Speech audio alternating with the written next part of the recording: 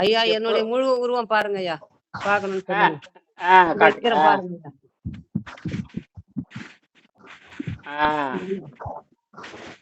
சரிதாங்க ஐயா. இன்னும் கொஞ்சம் மூஞ்சி தெரியல. இன்னும் கொஞ்சம் இன்னும் கொஞ்சம் இப்ப பாருங்க. இன்னும் கொஞ்சம் கேரு இன்னும் கொஞ்சம் சேர சேர பின்னதெல்லாம் சரியா போயிடும். கழுத்துதான் தெரியுது.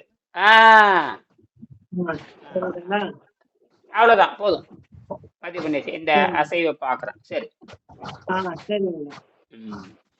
எப்பொருள் அப்படியே இருக்கட்டும், அப்படியே இருக்கா, இது போதும், அப்படியே இருங்க. எப்பொருள் யார் யாரு கேட்கணும்? சவுண்ட் கம்மியா கரகரன்னு சத்தம் வருது, கவனிங்க.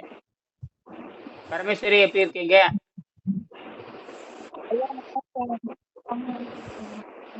ஏன் விட்டு விட்டு எடுக்குது? அலைவரிசை சரியா எடுக்க மாட்டேங்குதா?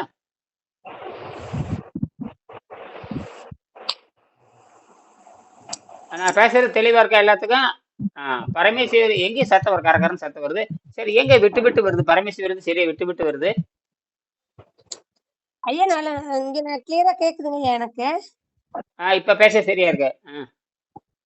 இந்த அரை மணி நேரம் மட்டும் கொஞ்சம் சரி, அரை மணி நேரம் எப்பவுமே கவனமா இருக்கணும். ஏன்னா நாம நீங்க கேள்வி கேட்டீங்கன்னா அது 3/4 மணி நேரம் போகும். பாடத்தை மட்டும் படிக்கணும். இப்போ ஒன்னாம் பாடத்தை உங்களுக்காக கீதாவுக்காக படிக்கிறது. ஆமா, மெல்ல மெல்ல முன்னேறிட்டு இருக்கிறாங்க. நாளை காலையில் நல்லா முன்னேற்றம் தெரியும். நாளை காலையிலேயே நல்லா முன்னேற்றம் தெரியும். நாக்குல வெள்ளை படிக்கிறது குறையும், சிறுநீர் போக்குறது குறையும், மலம் போறது குறையும், ஆரோக்கியம் மேல மேல வந்துட்டே இருக்கும். சுவாசம் நல்லா வேலை செய்யும். அதாவது இயற்கையாகவே சுவாசம் அதிகமாயிருச்சு. சில பேர் செயற்கையால இது கொண்டுட்டு வர முடியாது. இப்போ உடம்பு கெட்டுப்பான உடம்புல அது இயற்கையாகவே போய் அது அப்படி வந்துடும். அப்ப சரியான ஒரு ஆரோக்கியம் உங்களுக்கு வரும். சரி, இப்போ கீதா அவர்கள் அந்த 1ஆம் பாடத்தை தொடங்குங்க. கேமரா ஆன் பண்ணிக்கங்க. 1ஆம் பாடத்தை தொடங்க கீதா. உங்க மூஞ்சி தெரியற மாதிரி படிங்க. எல்லாரும் இந்த புத்தகம் வச்சுட்டு கையில வச்சுக்கோங்க. புத்தகம் கேள்வி கேட்கலாம். சரிங்களா? இந்த நம்ம 1ஆம் பாடம் அவங்களுக்காக நடத்தப்படுகிறது. 1ஆம் பாடம் அவர்களுக்காக நடத்தப்படுகிறது. அப்பப்போ நீங்க என்ன பண்ண, நீங்க பரமேஸ்வரியும் கீதாவும் அடிக்கடி பேசிக்கங்க. உங்களுடைய பிரச்சனையை சொல்லுங்க. பிரச்சனைனா அவங்க கடுமையான மூட்டு வலியிலிருந்து பாருங்க 4-5 நாள்லயே முன்னேற்றம் இருக்குதுங்கிறது நீங்க உறுதிப்படுத்துங்க. நீங்க 13 நாள் குறத்து தூக்கி நடந்திருக்கிறீங்க. அவங்க என்ன சொல்லியிருக்கேன் தெரியுங்களா? 180 நாளுக்குள்ள அவங்க நொண்டி அடிச்சு காட்டணும். என்ன அடிச்சு காட்டணும்? நொண்டி அடிச்சு காட்டணும். கேமரா பிடிக்க புக் ஒரு பகுதியில் கையில அது ஒரு நாற்காலி மேல வச்சிருங்க. அப்படியே நாற்காலி மேல எப்பவுமே தயார் பண்ணிக்கணும். இப்ப நான் நாற்காலி மேல வச்சிருக்கிறேன், பின்னாடி ஒரு தண்ணி குடி வச்சுட்டா சாட்சி வச்சுட்டேன், ஒரு பிரச்சனையுமே இல்லையே. ரைட், அவ்வளவுதான். 1ஆம் பாடத்தை படிங்க. இது பாடம் படித்து தத்துவத்தை புரிஞ்சுட்டீங்கன்னா நான் 1000 ஆண்டுக்கு நோய் வராது. வந்துட்டேன் போயிட்டு பரிமாண சித்தாந்தங்களா? ஆமா, அஷ்டாங்க யோகமா பரிமாண சித்தாந்தமா? பரிணாம சித்தாந்தம் 31ஆம் பக்கம். அதவே படிங்க, மேல இருந்து படிங்க. 31ஆம் பக்கம் பரிமாண சித்தாந்தம் படிக்கிறாங்க. படிங்க. மேல உயிரினத்தின் பெயர்கள், செயல்கள், இனப்பெருக்க நிலை. ஒரு செல் உயிரினங்களும் தாவரங்களும் புழுக்கள் முதலின பல வகை பூச்சிகள் பலவித ஊர்வன. இப்படி படிங்க. இருங்க. அவங்க நீங்க பரமேஸ்வரி நீங்க படிங்க.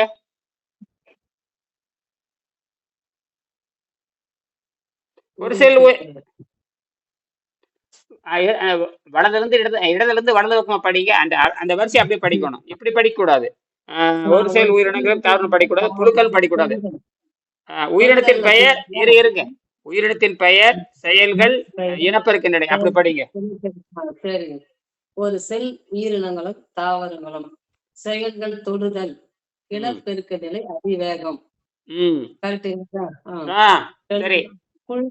குழுக்கள் முதலியன தொடுதல், நகர்தல் செயல்கள். இனப்பெருக்க நிலை குறைந்த வேகம்.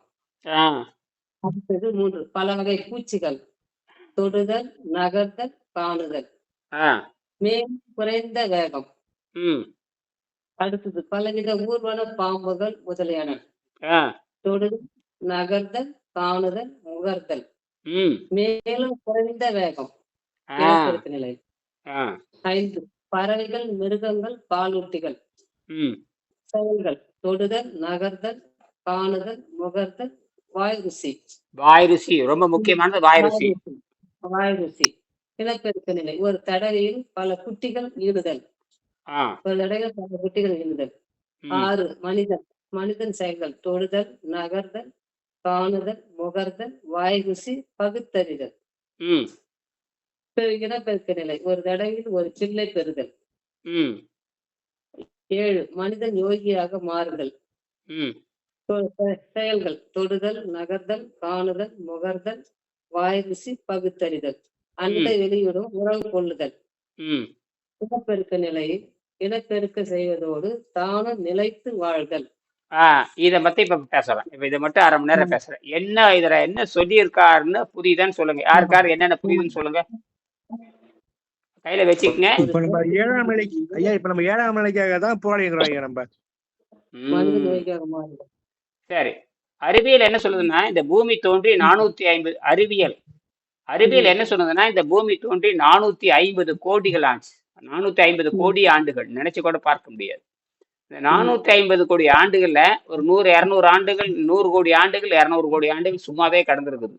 அப்புறம் வந்து ஒரு 250 கோடி ஆண்டுக்கு மொத்தம் இந்த பூமி தோன்றி 450 கோடி ஆண்டாச்சு. 200 கோடி ஆண்டுக்கு சும்மாவே போன மாட்ட கடந்திருக்குது. எதுவுமே இல்லை, வெறும் இரும்பு, கடுமையான இரும்பு, கடுமையான வெப்பம், கடுமை இதெல்லாம் இருந்துட்டே இருக்கு, சிலா இருக்கட்டும். அப்ப தோராயமா 250 கோடி ஆண்டுக்கு முன்பது கடல் தான் முதல் அந்த மலை, கடல் இதெல்லாம் உருவாகுது. அதுலதான் முதல் சின்ன உயிரினம் உருவாகுது, கண்ணுக்கு தெரியாது. அதுக்கு பேரு நுண்ணுயிர்கள்னு பேரு. நுண்ணுயிர்கள், அது மைக்ரோ ஆர்கானிசம் சொல்லுவாங்க. அது பல பேர்ல இருக்காது, நீங்க படிச்சிருப்பீங்க. என்ன பயாலஜி 10th படிச்சிருப்பீங்க. இப்ப அந்த முதல் செல் உயிரினம் தான் என்னவா மாறி இருக்கு தெரியுமா? இனியனா மாறி இருக்குது. அதுதான் நீங்க என்னது மாறிக்குது ஐயா. அப்போ ஒரு செல் உயிரினம், அது தாவரம்னு வச்சுக்கலாம். ஒரு செல் முதல்ல பச்சை தான் உருவாகுது, பச்சை. அப்புறம் அதுல இருந்து தான் அசைவம் வருது. முதல்ல சைவம் வருது, அதுல இருந்து அசைவம் வருது. அப்ப ஒரு செல் தாவரம், அந்த பச்சை தாவரம்னு வச்சுக்கோங்க. மரம், செடி, தாவரம், பாசிகள், கடல் தோண்டி அல்கே பாசி, சிகப்பு பாசி, பச்சை பாசி, பல பாசிகள் இருக்குது கடலுக்குள்ள. அதெல்லாம் இருக்கட்டும். விஷயம் என்னன்னா, நீங்க எத்தனை கோடி ஆண்டுக்கு முன்னாண்ட தோன்றிருக்கீங்க தெரியுமா? கிட்டத்தட்ட ஏறத்தாழ 250 கோடி ஆண்டுக்கு முன்னாண்ட நீங்க ஒரு சின்ன ஒரு தாவரமா இருந்த நீங்க இப்பதான் கீதாவா மாறி இருக்கிறீங்க. என்னவா மாறிக்கிறீங்க? கீதாவா மாறி இருக்கேன். நான் இனியனா மாறி இருக்கிறேன். அப்படின்னா நான் எங்க இருந்து வந்திருக்கேன் தெரியுமா? என்னுடைய பிறப்பு என்பது 250 கோடி ஆண்டுக்கு முன்னாடி நான் தோன்றி மாறி மானங்கட்டு மரியாதை வந்து எல்லாம் போய் குட்டிச்சவராகி, அப்புறம் அறிவிருந்து பயன்படுத்தாம சோத்துக்கும் கசத்துக்கும் அடிமையா இப்படி எல்லாம் மாறி இருக்கோம். மாறி இப்பதான் கொஞ்சம் பகுத்தறிவு கொஞ்சம் பயன்படுத்தி இருக்கிறோம். என்னது இப்பதான் பகுத்தறிவு நானே கொஞ்சம் தான் பயன்படுத்துறேன். முழு பகுத்தறிவு நான் பயன்படுத்தல. முழு பகுத்தறிவு அரைங்குறையா பயன்படுத்தி புதுசா கண்டுபிடிச்சிருக்கிறேன். ரேடியாலஜி கண்டுபிடிச்சிருக்கிறேன். நான் வந்து 70க்கு மேற்பட்ட கண்டுபிடிச்சிருக்கேன். விண்வெளியில் குடியேறது எப்படி, அங்கே மின்சாரம் எப்படி தயாரிக்கலாம், இதெல்லாம் இப்போ புதுசாக கண்டுபிடிச்சது. இது கண்டுபிடிச்சி 6 மாதம் ஆச்சு. இப்போ டெவலப் ஆகிட்டு இருக்குது. எல்லா மாடலும் செஞ்சுருக்கிறீங்க. இவங்களும் எங்கள் பெங்களூரு அவங்களே சாமானை வாங்கிட்டாங்க. அவங்க இணைப்பை கொடுத்துருவாங்க. எல்லாரும் இது வாங்கி செய்யுங்க. எல்லாத்துக்கும் அனுப்பிச்சிருக்காங்க. 100 ரூபா செலவு. எலக்ட்ரானிக் கடையில் வாங்க. எல்லாம் நாளைக்கு இன்னைக்கு செய்ய சொன்னேன், நாளைக்காவது செஞ்சுருங்க. சோம்பேறித்தனம் படவே கூடாது. உயிரை கொடுத்துட்டு செய்யணும்.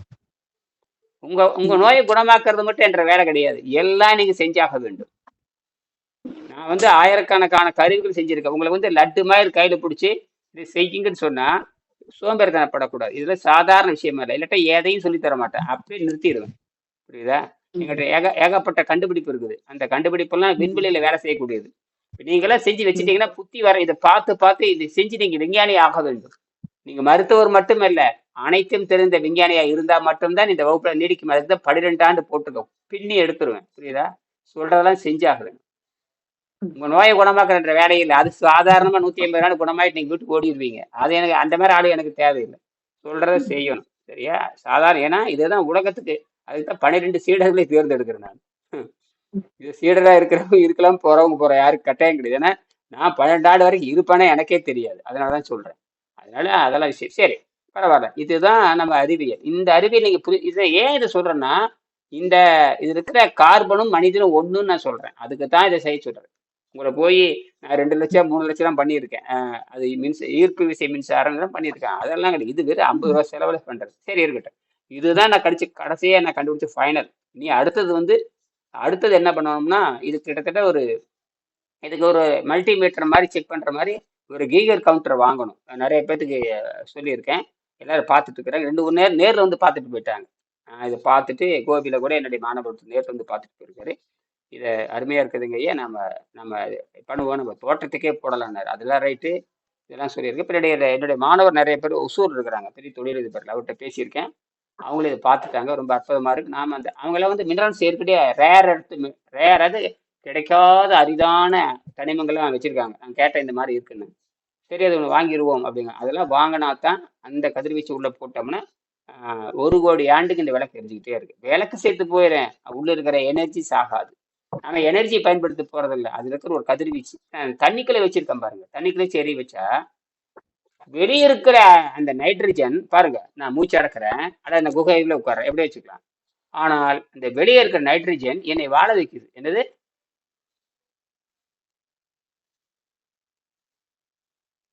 சொல்றது புரியுதா? நான் போய் இது எங்க உட்கார்றேன். அப்போ எனக்கு காஸ்மிக் ரே, அந்த விண்வெளியிலிருந்து வரக்கூடிய காஸ்மிக் கதிர், விண்மீன்களிலிருந்து வரக்கூடிய காஸ்மிக் கதிர், அது பேர் காஸ்மிக்னு சொல்றாங்க. வேற ஒண்ணும் இல்லை, அது பேர் விண்வெளி ஆற்றல்னு பேர். தமிழ்ல சொன்னா, பச்சையா சொன்னா விண்வெளி ஆற்றல். இங்கிலீஷ்ல புடிங்க மாதிரி சொன்ன புடிங்க, நான் ஒரு பேர் புடிங்க மாதிரி வந்து அப்படிதான் எழுதியிருக்கேன். காஸ்மிக் என்னடா புண்ணாக்கு, ஒன்றும் கிடையாது. விண்வெளி ஆற்றல். விண்வெளி ஆற்றல் சொன்னா இந்த தமிழ் கூட்டங்களுக்கு புரியாது. காஸ்மிக் எனர்ஜினா ஏதோ பெருசா ஒரு அளவும் கிடையாது. சூரியனிலிருந்து வரக்கூடிய சூடு, சூரியனிலிருந்து வரக்கூடிய கேவலமான சூடு, அது வந்து ஒரு கட்டுப்படுத்தப்பட்ட சூடு நமக்கு போதுமானது.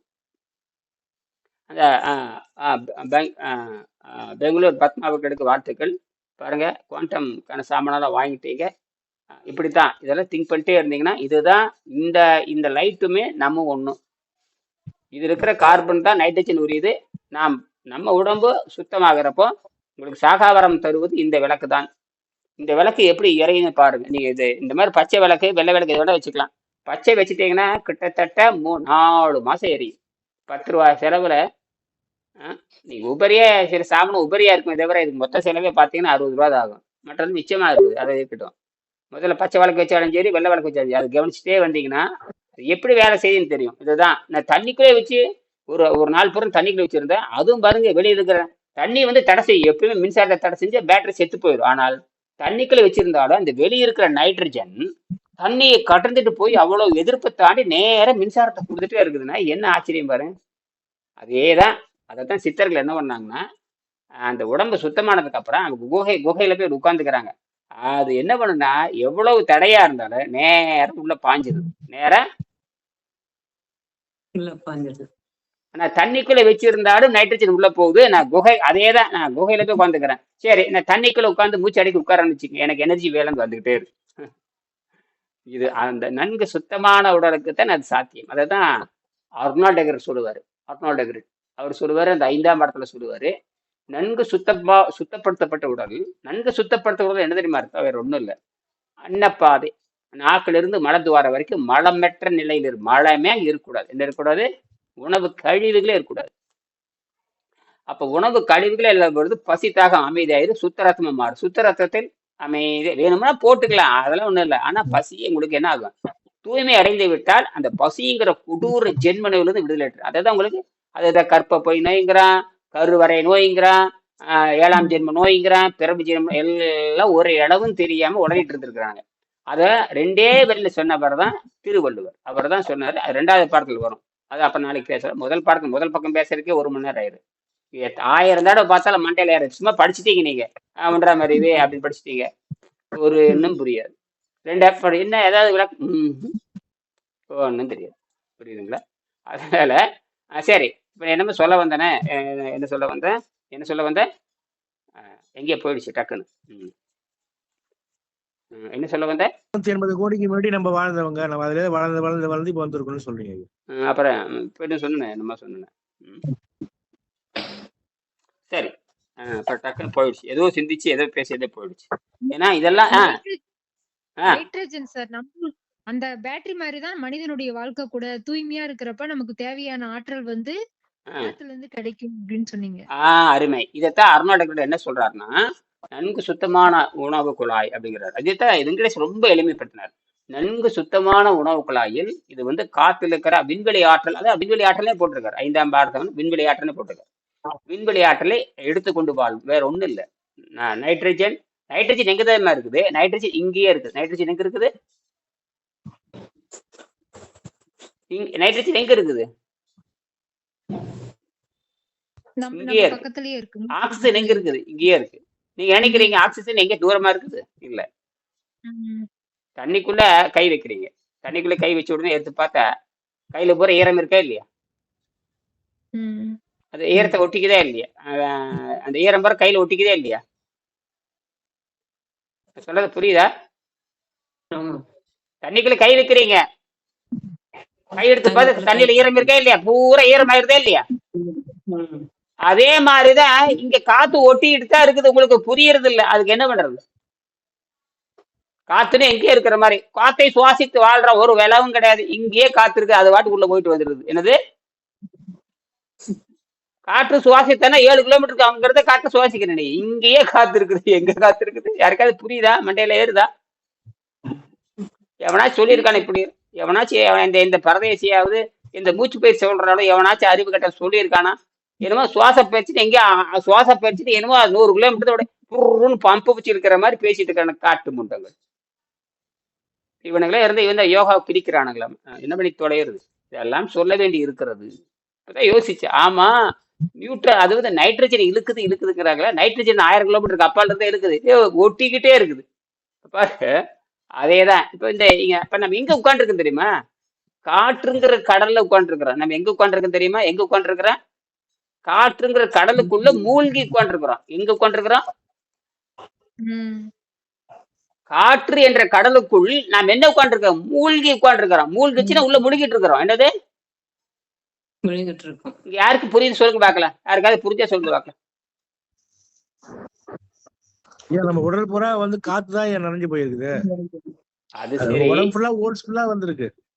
அது சரி, நாம் அது புரியுது, கரெக்டா சொல்லிட்டீங்க. ஆனால் நாம் காற்று என்கிற கடலுக்குள் மூழ்கி உட்கார்ந்துட்டு இருக்கிறோம், மூழ்கி வாழ்ந்துட்டு இருக்கிறோம் சொல்ல வர. அதுக்கு என்ன புரியுதுன்னு கேக்குறேன். நம்ம சுத்தி காத்துக்குள்ளதான் கிணத்துக்குள்ள தண்ணி இருக்க, நம்ம வந்து உள்ள. இதுதான் உதாரணம். இந்த உதாரணம் காட்டி பேசுற அளவுக்கு நீங்க அறிவு வரணும். சும்மா அந்த கதை விடுறது புத்தகத்தை படிச்சு ஒரு வரி பேசுறது இருக்கப்படாது. உதாரணம் காட்டுறப்ப அந்த அறிவு வேலை செய்யணும். அந்த உவமை காட்டணும். அது என்ன காட்டணும்? உவமை காட்ட வேணும், எக்ஸாம்பிள் காட்டணும். பாரு, தண்ணிக்குள்ள ஒரு பொருளை போட்டா எப்படி அதை முழுகி இருக்கிற மாதிரி நாம் காற்றுங்கிற கடலை முழுகி இருக்கிறோம். அப்ப நம்மளை சுத்தி காத்து ஒட்டிட்டு இருக்குன்னு சொல்ல வர்றேன். என்னது? ஆமா. காத்துக்கு எங்க போவீங்க? இப்ப காத்து வேணா வெளிநாடு போவீங்களா?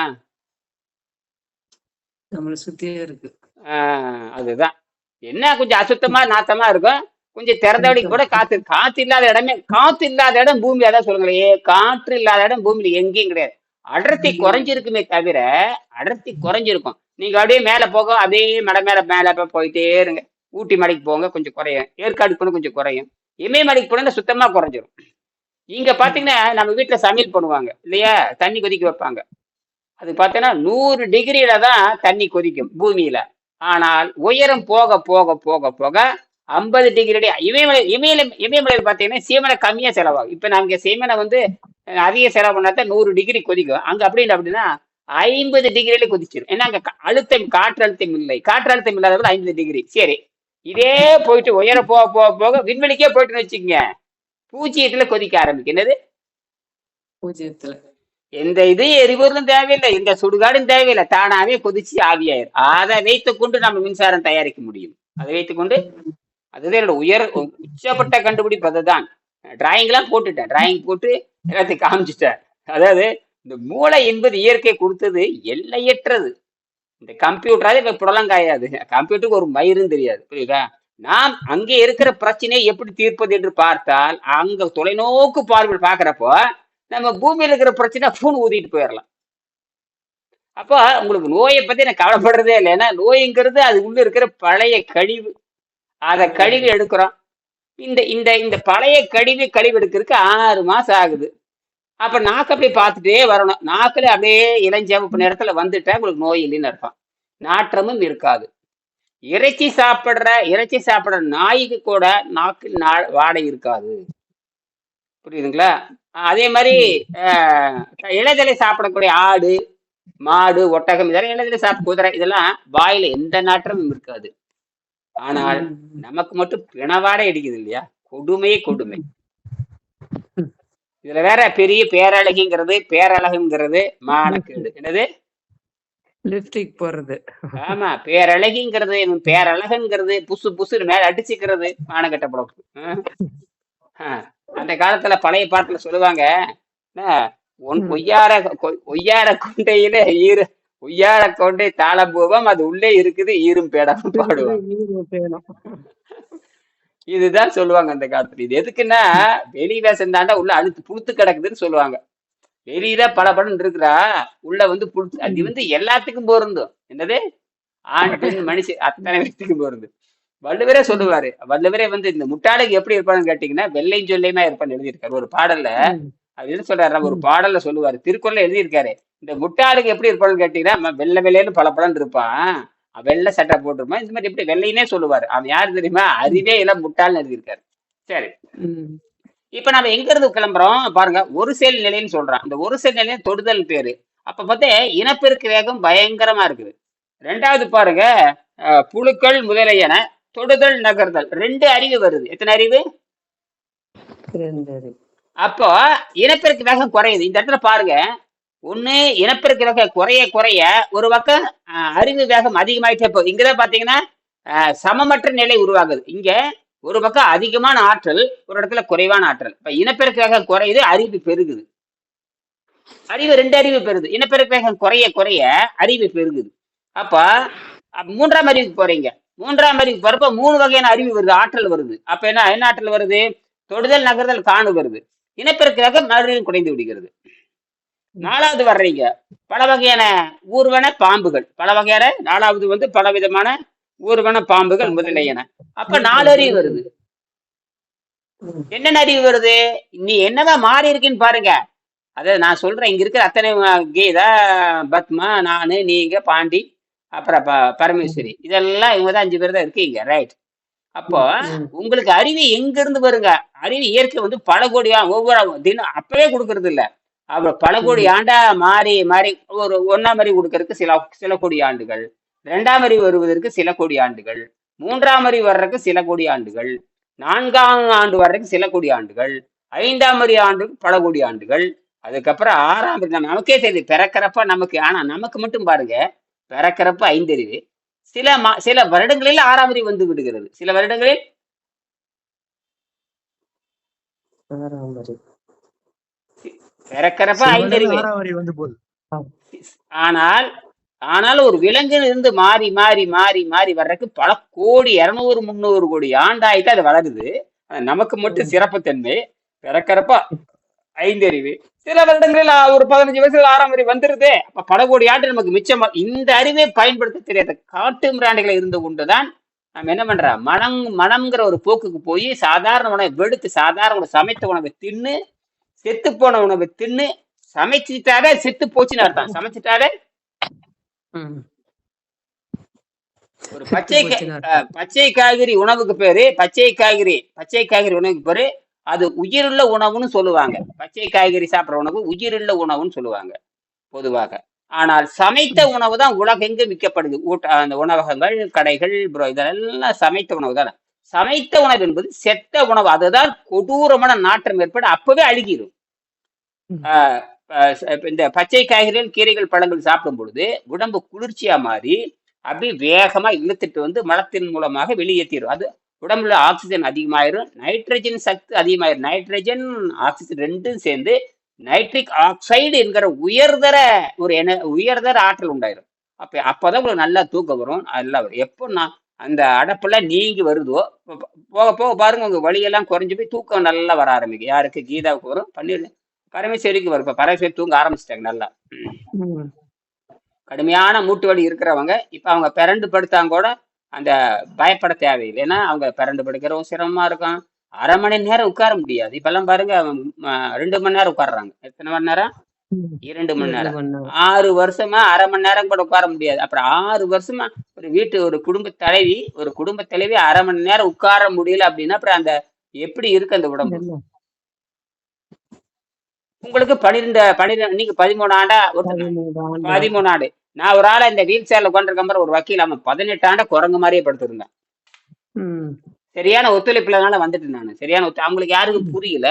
அவ குடல வக்கீலா இருக்கிற அவனுக்கு புரியுது. சுத்தி இருக்கிற பிசாசுகளுக்கு புரிய மாட்டேங்குது. இது என்ன இதுதான். புரியுது. அப்புறம் தான் முடிவு பண்ணேன். வெங்கடேஷ் எழுதியிருக்காரு. இது ஆசிரியருக்கு மாணவனுக்குமான கலந்துரையாடல், ஆசிரியர் மாணவனுக்குமான உறவு. இதுல எவனும் உள்ள வரக்கூடாது. என்னது? எவனும் உள்ள வரக்கூடாது. இது உங்களை இயற்கையோடு இணைக்கிறதுக்கான முயற்சி. நீ புருஷன் புள்ள அவன் எவனும் எவனுக்கு அந்த தகுதி கிடையாது. பூமியான உறவா இருக்கணும் ஐயா. பூமியான உறவா இருக்கணும். நீங்க வேணும்னா விட்டுட்டு போயிடலாம். இந்த எனக்கு பயிற்சி வேண்டாம்னு சொன்னா ரைட்டு. ஆனால் பயிற்சியும் செஞ்சா கேள்வி கேட்கறதும் அதுல நன்மை அடைகிறதும் அந்த மாணவன் தான். ஏன்னா இது நீங்கள் புரிந்து கொண்டு இந்த புத்தகத்தை புரிந்து கொண்டு எப்படி நோய் வந்தால் எதிர்கொள்வது என்று நீங்கள் புரிந்து கொண்டால் நீங்கள் தப்பித்துக் கொள்ளலாம். அதுதான். அதனால இது இந்த உடம்பினுடைய மெய்யியல், உலகத்திலே உடல் இருக்கிற மெய்யியலை கண்டுபிடிச்சவங்க தமிழர்கள் தான். அதான் உலகத்துல உடம்புதான் கோயில், உடம்புதான் உள்ளம்தான் ஆலயம் அப்படின்னு சொன்ன உள்ளம் பெருங்கோயில் ஊன் உடம்பு ஆலயம் வள்ளல் பிராணார்க்கு வாயிற் கோபுரவாசல் எல்லார தெளிந்தானுக்கு சிவனே சிவலிங்கம். ஒண்ணுமே இல்லை. உடலை கோயில் என்று சொன்னவன் உலகத்துல முதல் கண்டுபிடிப்பாளன் தமிழர்கள் தான், திருமூலர் தான். அப்போ ஆனால் இந்த கோயில் பார்த்தீங்கன்னா சுத்தமா வச்சிருப்பேன். இங்க பார்த்தாலும் தூய்மையா இருக்கும். அங்க போடாதீங்க இங்க போடாதீங்க, தூய்மையா இருக்கு. அந்த அந்த அந்த கோயிலை மனம் போன போக்குல தின்று அந்த முதல் 2 மனம் இருக்குது பாருங்க. முதல் மனம், 2வது மனம். இப்ப எங்க வந்துட்டீங்க? சிக்கி சீரடைஞ்சு நொடிஞ்சு போய் சாகிற நேரத்துல ஐயா என்னை காப்பாத்துறது வரைக்கும் இப்பதான் ஒரு செருப்புல அடிக்கும். எப்ப அவனுக்கு ஐயோ ஐயோன்னு கத்துறானோ அப்பதான் சொன்னபடி கேட்பான். அப்பதான் தின்னு கொழுத்து திரியறப்ப நீங்க வருவீங்களா? வரமாட்டீங்க. தின்னு கொழுத்து திரியறப்ப அவங்க கிடக்கதான் புடலங்கா. என்னடா சாப்பாட்டை குறைக்கிறதாம கூட்டுறதாமா, ஓசியில கிடைச்சா என்ன வாங்குவாங்க மம்மி சொல்றது கேட்போமா அப்படிங்கிறாங்க. அப்ப அவனும் சாக போறான்னு எடுத்தான். சரி, இதுல மட்டும் என்ன கிழிக்க போறேன்? நல்லா ஆரோக்கியமா இருந்து இயற்கையோடு இந்த உயிரை பிரிச்சுட்டு போவான். அதுதான் இயற்கையின் தன்மை. உயிரை பிரிக்கிற பொழுது எந்த வகையான தடங்களும் இல்லாமல், மனக்குழப்பம் இல்லாமல், பொண்டாட்டி புள்ள எந்த பற்றும் இல்லாமல் பற்றற்ற நிலையில மட்டும் பிரிந்தால் மட்டும்தான் உங்களுக்கு மீண்டும் பிறவா நிலை வரும். என்னது? மீண்டும் பிறவா நிலை வரும். விளையாட்டு கிடையாது. இப்ப நீ நினைச்சு பாருங்க, இந்த ஜென்மா வேணுமா, இந்த 4 ஜென்மம் இருப்பேன்னு கேட்டு பாருங்க. யாராச்சும் போய் கேட்டு பாருங்க, போதுமடா சாமி என்ன சொல்றீங்க? இதே ஜென்மம் அடுத்த வருஷம் இதே மாதிரி துன்பத்தை வேணுங்க. அடுத்த ஜென்மத்துக்கு நீங்க பிறக்க போறீங்க. அடங்க அப்பா, இந்த ஜென்மம் பொது சாமி, நீ 7 ஜென்மம் வேண்டாம். வருதா இல்லையா? யாராவது சொல்றாங்களா? இனிமே நான் 7 தடவை பிறப்பேன் ஒரு புனா? இருக்கிறத ஒழுங்கா வாழ தெரியல, எல்லாம் நோய் நொடியோடு சாக போறோம். உனக்கு எதுக்கு 7 ஜென்மம்? அதுதான் விஷயமே. அது எப்படின்னா அதுதான் வள்ளுவர் சொல்லுவாரு, அதுதான் திருவள்ளுவர் சொல்லுவாரு. இந்த காயத்தில் சுத்தம் பண்ணி பழகுங்க.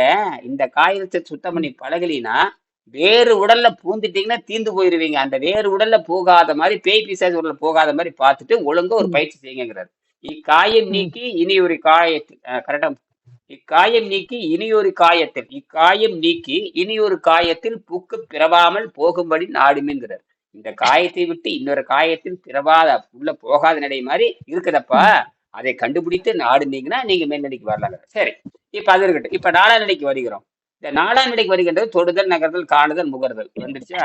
இனப்பெருக்கு வேகம் குறைகிறது. 5ஆம் நிலை வருது. 5ஆம் நிலை வரப்ப தொடுதல், நகர்தல், காணுதல், முகர்தல், வாய் ருசி. இந்த வாய் ருசி எங்க வருது? யாரு வாய் ருசி வச்சிருக்கிறாங்களோ, ஏன்னா நீ பிறக்கிறப்ப வாய் ருசி தான். அதுக்கு முன்னாடி வாய் ருசி அதுதான் வாய் ருசி. அப்ப வாய் ருசிங்கிறது 5ஆம் அறிவு. அப்ப எவன் எனக்கு ருசி வேணும்னு கேக்குறானோ அப்ப ஒரு நாளும் ஆரோக்கியமா சாக முடியாது. ஒரு நாளும் அது அப்துல் கலாமா இருந்தாலும் சரி, காந்தி அடிகளா இருந்தாலும் சரி, அப்புறம் யார வேணா சொல்லிக்கலாம். அப்துல் கலாம், காந்தி அடிகள், மோடி, கீடி, ஜாடி எல்லாமே வாய் ருசிக்கு அடிமையானா அவன் சாவு எப்படி இருக்கும்? கொடூரமாக இருக்கும்.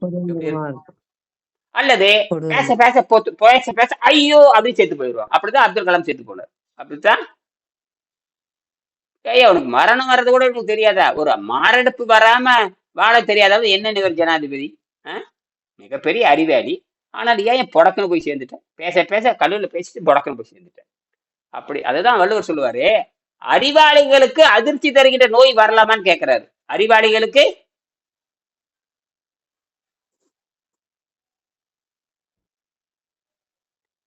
அறிவாளிகளுக்கு அதிர்ச்சி நோய் வரக்கூடாது. அதான் வள்ளுவர் எழுதுறாரு. ஒரு இடத்துல எழுதியிருப்பாரு. என்ன எழுதியிருப்பாரு? அது குரல் சொல்லிட்டு அதாவது எதிரதாக காக்கும் அறிவினாருக்கு எதிரதாக காக்கும் அறிவினோருக்கு இல்லை, எதிரதாக காக்கும் அறிவினோருக்கு இல்லை, அதிர வருவது ஓர் நோய் அப்படின்னு எழுதுவார். ஆக எதிர்பார்த்து வளர்த்துக் கொள்ளுகின்றவனுக்கு, அதில் எதிர்காலத்துல வரக்கின்ற நோயை புரிந்து கொள்ளுகின்றவனுக்கு, அந்த அறிவாளிகளுக்கு அதிர்ச்சி தருகின்ற நோய் வருமான்னு கேட்கிறார். எதிரதாக காக்கும் அறிவினோருக்கு இல்லை, எதிரதாக காக்கும் அறிவினோருக்கு இல்லை, அதிர வருவது ஓர் நோய். அப்படின்னா நேற்று செத்த பாக்கியராஜில இருந்து அன்னைக்கு செத்த பாக்கியராஜும் மாரடைப்புலாம் செத்து போனேன். அப்புறம் அப்துல் கலாமும் மாரடைப்பு செத்து போனேன். 2 பேரும் ஒண்ணுதானே, சாவு ஒண்ணுதான். ஏன் என்னது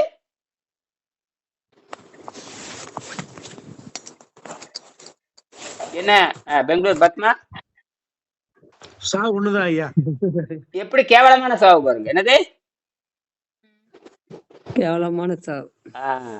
அந்த மிகப்பெரிய அறிவாளி. நம்ம நாட்டுக்காக பொக்ரான் அணுகுண்டு வெடிக்கிறதுல முக்கிய பங்கு. அப்புறம் அக்னி ஏவுகணை விட்டது மிகப்பெரிய பங்கு. மிகப்பெரிய அறிவாளி தான். ஆனால் பாக்கியராஜ் செத்து போது நீ செத்து போயிட்ட. பாக்கியராஜே சினிமா கூத்தாடி எப்படி வேணும் சாகல. அது ஒரு கேவலமான நடிப்பு, போறது வர்றது அதெல்லாம் வேற. கூத்தாடி தானே, அது எப்படி செத்த நம்மளுக்கு கவலை இல்லை. ஆனா மிகப்பெரிய அறிவாளி ஒரு நோய் வர்றது கூட தெரியலையா அவனுக்கு? கேட்ட திருக்குறள் படிச்சீங்கிற திருக்குறள் அவர் எழுதியிருக்காரு. நானா கேட்கறேன், எனக்கு இந்த குறை எனக்கு தெரியாது. அவர் எழுதியிருக்காரு. அட முண்டங்களா, எதிரதாக காக்கும் அறிவு. நாளைக்கு பத்மாவுக்கு நோய் வந்துருச்சு, அப்ப அறிவே இல்லைன்னு அர்த்தம். அப்புறம் பரமேஸ்வரிக்கு நோய் வந்திருக்குது, அறிவே இல்லைன்னு அர்த்தம். அப்புறம் கீதாக்கு நோய் வந்திருக்குது, முட்டாள்னு அர்த்தம். நானும் அப்படித்தான். இத வேற நம்ம ஐயா பாண்டிச்சேரியில அரசு மருத்துவமனையில மத்திய அரசு மருத்துவமனையில வேலையில் இருக்கிறாரு. அவருக்கு இது கொஞ்சம் ரெத்தாழ்த்து மாமா அப்படின்னு என்ன எல்லாரும் மூளையை பயன்படுத்துறதுல எல்லாம் போறோம். 5ஆம் முறையில் உட்காந்து வீணா போறோம். இப்போதான் 6ஆம் முறை அதுக்குதான் எடுத்துருக்கு சப்ஜெக்ட். சரியா? சரி வர்றேன். இப்ப 6ஆம் முறை வருகிற பொழுது என்ன வருது? தொடுதல், நகர்தல், காணுதல், முகர்தல், வாய்ரிசி, பகுத்தறிதல். அப்ப வாய்ரிசி எப்ப கேள்வி கேட்கறீங்களோ, இப்ப நல்ல வேலை நான் மத்தியானம் உங்க 4 மணிக்கு பேசும்போது உங்களுக்கு என்ன சொன்னா, என்ன சாப்பிட சொன்ன, அது பதில் சொல்லுங்க. என்ன சாப்பிட சொன்னவங்கள, ஏன்னா அது பக்க உணவா வச்சுக்கீங்கன்னு சொன்னா என்ன சொன்ன உங்களுக்கு? பக்க சைட் டிஷ்ஷா நான் வச்சுக்கல அதெல்லாம். இல்ல என்ன உணவு உங்களுக்கு சாப்பிட, என்ன பக்கோடா சொல்லுங்க, நல்லா சொல்லுங்க. என்ன பக்கோடான்னு சொல்லுங்க. வெங்காய பக்கோடா. வெங்காய பக்கோடா. வெங்காய பக்கோடா சாப்பிட சொல்லி பரிந்துரைத்த ஒரேயால் இந்தியாவில் நான் மட்டும்தான். அதை திங்காத, இதை திங்காத, உப்பு போடாத, காப்பி குடிக்க. அதை விட பாத்தீங்கன்னா ஈரோட நாகராஜ் ஒண்ணுக்கு போயிட்டே இருக்குது. 9 வருஷமா ஒரு நாளைக்கு 45 தடவை ஒண்ணுக்கு போறவன். அவன் துடிக்கிறான். துட்டியா ஐயா, நான் செத்தே போயிருவேன் ஐயா, நான் இதை பாக்கியா இருக்கேன். அங்க காவிரி ஆறு இருக்குது, நல்லா ஜங்குன்னு குதிச்சிடுவேன் ஐயா, பாலத்தம் தட்டி குதிச்சிடுவேங்கிறான். அங்க அப்பா அப்படி இப்படி சரி தொலைச்சிடாரு, நான் நல்லா போயிருந்து சொல்லி தைரியம் பண்ணி அவனுக்கு வந்த உடனே முதல்ல கொடுத்தது 1/2 லிட்டர்ல சக்கரை கின்னு நாட்டு சர்க்கரை போட்டு ஒரு எலுமிச்சை பழத்தை புழிஞ்சு 1/2 லிட்டர் நல்லா சூடா ஆடுறா அப்படின்னு. நான் இந்தங்கயே சர்க்கரை நல்லா இருக்காது அது, அதனால ஏக சந்தோஷம். ஆள் வர்றது இல்ல. அவ்வளவுதான் அறிவுங்க. பொட்டலம் கட்டுறவனுக்கு என்ன அறிவு இருக்க போகுது?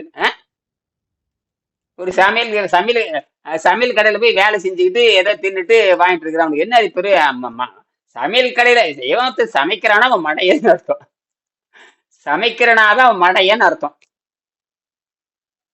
சமைக்கிறவனுக்கு பேரு மடையன்னு ஒரு அர்த்தம் இருக்கு தெரியுமா? மடையனா மடமாறி விடணும்னு அர்த்தம். அறிவாளிக்கும் பேரு மடையன் தான், முட்டாளுக்கு பேரு மடையன் தான், சமைக்கிறவன் பேருக்கு மடையன் தான். மடையன்னா நல்ல விஷயத்தை திருப்பி விடுறது. இப்ப நான் சொல்றேன் பாருங்க, நானும் ஒரு மடையன் தான். ஆனா நல்ல விஷயத்துல தடமாறி விடுவது. இப்ப ரயில் இருக்கு இல்லைங்க, ரயில் வந்துட்டு இருக்கும், ஒரு பக்கம் தடத்தை மாத்தி விடணும். அப்ப அந்த மடையை மாத்தி விடுவான். அந்த மடை மாத்த தெரிஞ்சாதான் இந்த ரயில் வந்து அப்ப போய் அந்த மாதிரி மடையன் என்று சொன்னால் ஒரு பக்கம் மாத்தி விடுறவன், அது நல்லதுக்கு மாத்தி விடலாம், கெட்டதுக்கு மாத்தி விடலாம். விவசாயத்தை வந்து தண்ணி தெரியும் போது தண்ணி இந்த மழையை மாத்தி விடுறதா மழைய அப்படின்னு சொல்லுவாங்க விவசாயம். அப்படி ஒரு அர்த்தம் இருக்கு. மடையனை சமைக்கணும்னு அர்த்தம் இருக்கு. மடையனை முட்டாள்னு அர்த்தம் இருக்கு. மடையனப்பா மண்டையில ஏறா தலையால தண்ணி குடிச்சு பார்த்த பாட்டே ஏறல, சுத்த சூன்ய ஞான சூன்ய மடையன் அப்படின்னு குறைச்சி விட்டாருன்னு ஒரு படத்துல சிவாஜி சொல்லுவாப்புல. அந்த மாதிரி மடையண்டா அப்படி பாக்கிறது. அப்படி இவ்வளவு அது தமிழ் எவ்வளவு ஆழமா இருக்கு பாருங்க. அந்த இடத்துக்கு தகுந்த மாதிரி பொருள் எடுக்க வேண்டும். அந்த பொருள் தப்பா எடுத்துங்காட்டி தான் இந்த நீர் மருத்துவம் வந்து 2000 ஆண்டா இருந்திருக்கிறது என்று நமக்கு தெரியாம போச்சு. இப்ப நீங்க நீர் மருத்துவத்தை ஒண்ணும் இல்லை, நீங்க இடைவெளி 5 மணி நேரம் விட்டண்டிய என்னமா அந்த வலுவழுப்பு ஏறி இந்த 13 ஆண்டு இருந்த அத்தனை நோயும் குறைக்குது பாருங்க. அது எப்படி என்ன இங்க 13 வயது எத்தனை மருந்து போட்டிருப்பீங்க, எத்தனை இன்ஜெக்ஷன் போட்டிருப்பீங்க, அங்க போடு இங்க போடு, ஸ்டீராய்டை போடு, எண்ணெயை போடு, அவன் பிசியோதெரப்பி பண்ணு, புடலங்காய் பண்ணு, தலைகள நெல்லு, மூச்சை பிடிச்சு ஆசனம் பண்ணு. ஏடா நோயாளி எப்படியே ஆசனம் பண்ணுவான்? காலை மடக்கி உட்காருங்க. காலே விளங்க மாட்டேங்குது, அது எப்படி மடக்கி உட்காருவேன்? காலே விளங்க மாட்டேங்குது, காலே நீட்ட முடியல, எப்படா மடக்கி பாருங்க, நரம்பு அந்த உயிரே போயிடும், ஒண்ணும் நடக்காது. ஏன்னா அப்படி லாக் ஆயிருக்குது. இப்ப பாருங்க எவ்வளவு வேகமா, நாளைக்கு பாருங்க இன்னும் கொஞ்சம் குறைஞ்சிடும், நாளைக்கு பாருங்க இன்னும் கொஞ்சம் குறைஞ்சிடும். அப்படியே காலத்துக்கு நீங்களும் அப்படியே அப்படியே கால் மேல கால் போட்டு உட்கார்ந்து பாருங்க, ஒண்ணும் தெரியாது. அப்படி என்ன கால் மேல கால் மேல கால் போடுறேன், ஆனா நீட்ட முடியல, பெண்டா இருக்கு இந்த முட்டி. மத்தபடி ஈஸியா காலை தூக்கி போடுறதா இருக்கு, டக்கு டக்குன்னு போறதா இருக்கு. அதுக்கெல்லாம் 6 மாசம் ஆகும் விளையாட்டுல. இப்பதானே கொஞ்சம் இப்பதான் போட்டு பழகி இருக்கிறீங்க. அப்புறம் அவனை போடணும். அப்புறம் 216 எழுத்து படிக்கணும். இப்ப இதுல மொத்தம் 240 எழுத்து எழுதி பழகணும், உச்சரிக்க பழகணும். அதுக்கப்புறம் வரி எழுதி பழகணும். எத்தனை வேலை இருக்கு, வேலை இருக்கு. சும்மாவா ஆரோக்கியம் பேங்க. 13 வருஷமா இருக்க நோய் பல லட்சம் செலவு பண்ணி சித்திரவதைப்பட்டு வந்திருக்கிறீங்க. இது அது உடம்பு தானா குணமாகணும். எவ்வளவு நச்சுத்தன்மை இருக்குதோ அந்த நச்சுத்தன்மை குறைய குறைய அந்த அளவுக்கு என்ன ஆகுனா அது போயிட்டே இருக்கு. சரி, நான் முடிச்சுக்கிறேன். இதோட வகுப்பு முடிய போகுது. மனிதன் தொடுதல், நகர்தல், காணுதல், முகர்தல், வாய் ருசி, பகுத்தறிதல். ஒரு தடவையில ஒரு குட்டி போடுறான். இப்ப என்ன ஆகி போச்சுன்னா, இனப்பெருக்க வேகம் குறைகின்ற பொழுது அறிவனுடைய வலிமை அதிகமாகிறது என்று புரியுதான்னு கேட்கிறேன். பத்மாக்கு புரியுதுங்களா? பெங்களூர் பத்மா. அதாவது இனப்பெருக்கு பதில் சொல்லுங்க. அறவாளி பதில் சொல்லுங்க. அதாவது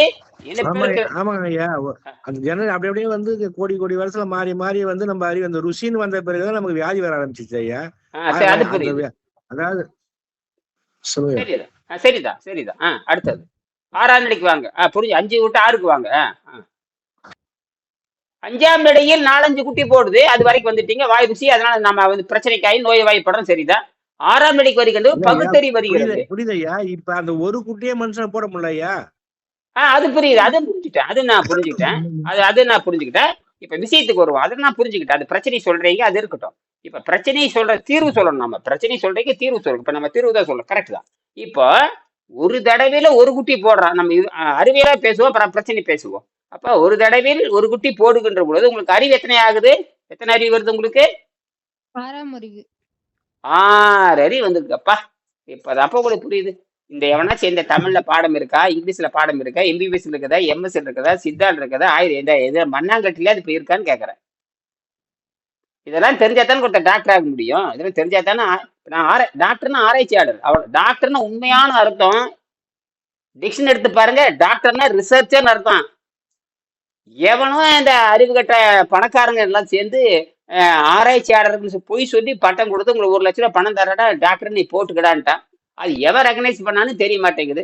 அது போல டாக்டர் எந்த டாக்டர் காய்கறி கிடைக்க, எந்த டாக்டர் நீ வீதியில பாத்துருக்கீங்களா? ஒருத்தனுக்கிட்ட வந்து வெளியே வரமாட்டானுங்க.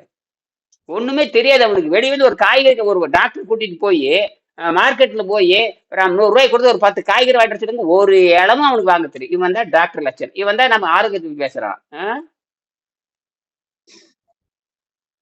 பாருங்க, இந்த ஒண்ணுல ஒரு என்ஜினியரை கூப்பிட்டு மார்க்கெட்ல போய் 100 ரூபாய் கொடுத்து காய்கறி வாங்கிட்டு சொல்லுங்க. ஆனங்கிட்ட அவன் பொண்டாட்டி திட்டு வாங்குவான். பொண்டாட்டிட்டு பேரு BE படிச்சிருக்கான, காய் ஒழுங்கா வாங்க தெரியல, வந்திருக்கான் பாரு பொண்டாட்டி திட்டுதுன்னு திட்டுவான். புரியுது? இதெல்லாம் நடக்குது எல்லா வீட்லையும். இவனுக்கே இப்படி லட்சத்துக்கு இருந்தா இந்த டாக்டருக்கு ஞான சூன்யமா இருக்கான். அவனெல்லாம் டாக்டர் ஆமா. என்னடா டாக்டர் நீ? ம்? முதல்ல உனக்கு நோய் வந்த வைத்தியம் பார்க்க தெரியுமா? எவனாச்சும் ஒரு டாக்டர் அது தன்னுடைய நோய்க்கு தான் வைத்தியம் பண்ணியிருக்கானு கேட்கறான் உலகத்துல எங்கேயாவது. அப்படி பார்த்தா சரி சரிங்கிற டாக்டர் செத்திருக்கவே கூடாது. அவன் தான் இந்தியாவிலேயே வந்து இதய மாற்று அறுவை சிகிச்சை பண்ணவன். இதயத்தை வந்து அறுவை சிகிச்சை பண்றது வேற, அடுத்த இதயத்தை இன்னொரு உடல்ல பொருத்துறது வேற. அவன் தான் சரியன்னு சொல்லிட்டு அவனும் மாரடைப்பு செத்து போனான். வாடா அடுத்தவன் மாரடைப்பு போக்குறதுக்கு நீ முயற்சி பண்ணி நீயே உன்னுடைய மாரடைப்பு வராம தெரியாம செத்து போயிட்டு நீ என்னடா டாக்டர் நீயே அறிவு கேட்டவன? கேவலமா இல்ல? அப்புறம் அப்துல் கலாம் சாகிறத பத்தி பெருசே இல்லையே. நீயே அறுவை சிகிச்சை பண்றவிட நீ மானம் கட்டு மாரடைப்புல செத்தின்னா அப்புறம் அப்துல் கலாம் ஏன் சாக மாட்டாரு? பாக்கியராஜ் கூத்தாடி அவன் ஏன் சாக மாட்டான்? அப்புறம் இத ஜானகி அம்மா மாரடைப்பு செத்து போச்சு. ஏப்பா என்னடா சாகுறது என்னடா? அப்புறம் என்ன அறிவாளி நீ? அறிவாளியா இருந்தா இந்த மாதிரி அதிர்ச்சி தர நோய் வரலாமா?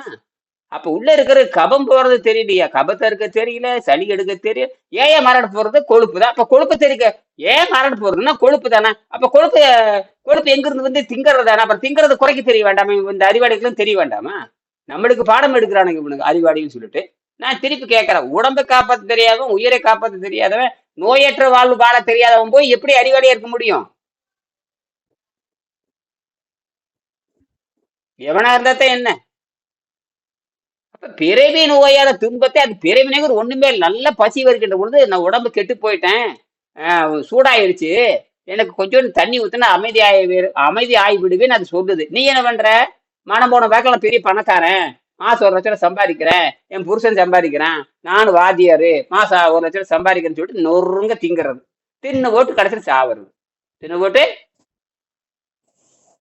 கேட்டா ஒரு பதில் வர, திங்கறதுக்கு தான் பிறந்தேங்கிறது. திங்கறதுக்கு பிறந்த அப்ப நோய் எல்லாம் சாகாம பார்க்கலாம். நோயற்ற வாழ்வே குறைவற்ற செல்வாங்க. அப்படி வாங்க. அடி வாங்கும் பொழுதுதானே தெரியுது. அருமை.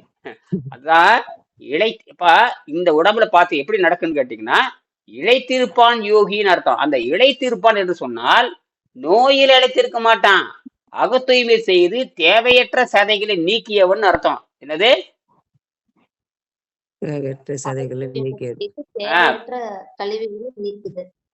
தேவையற்ற கழிவு நீக்கும் பொழுது அந்த கழிவினால் உப்பி இருக்கிற உடம்பானது சுருங்கும். கழிவினால் உப்பி இருக்கிற உடம்பானது என்ன ஆகும்? அதுதான் தூய்மையான உடல்னு பேரு. அப்போ உணவு பழக்கத்தை நம்ம கடுமையா குறைச்சிருப்போம். அதனால 3000 ஆண்டுக்கு முன்னாடி சொன்னாரு யாரு? திருமூலர். உண்டி சுருங்கின் உபாயம் பலபுல. யாராச்சும் கேட்டீங்களா? தமிழ் படிச்சாத்தானே தெரியும். தமிழை யாரும் படிக்கிறது இல்லையா?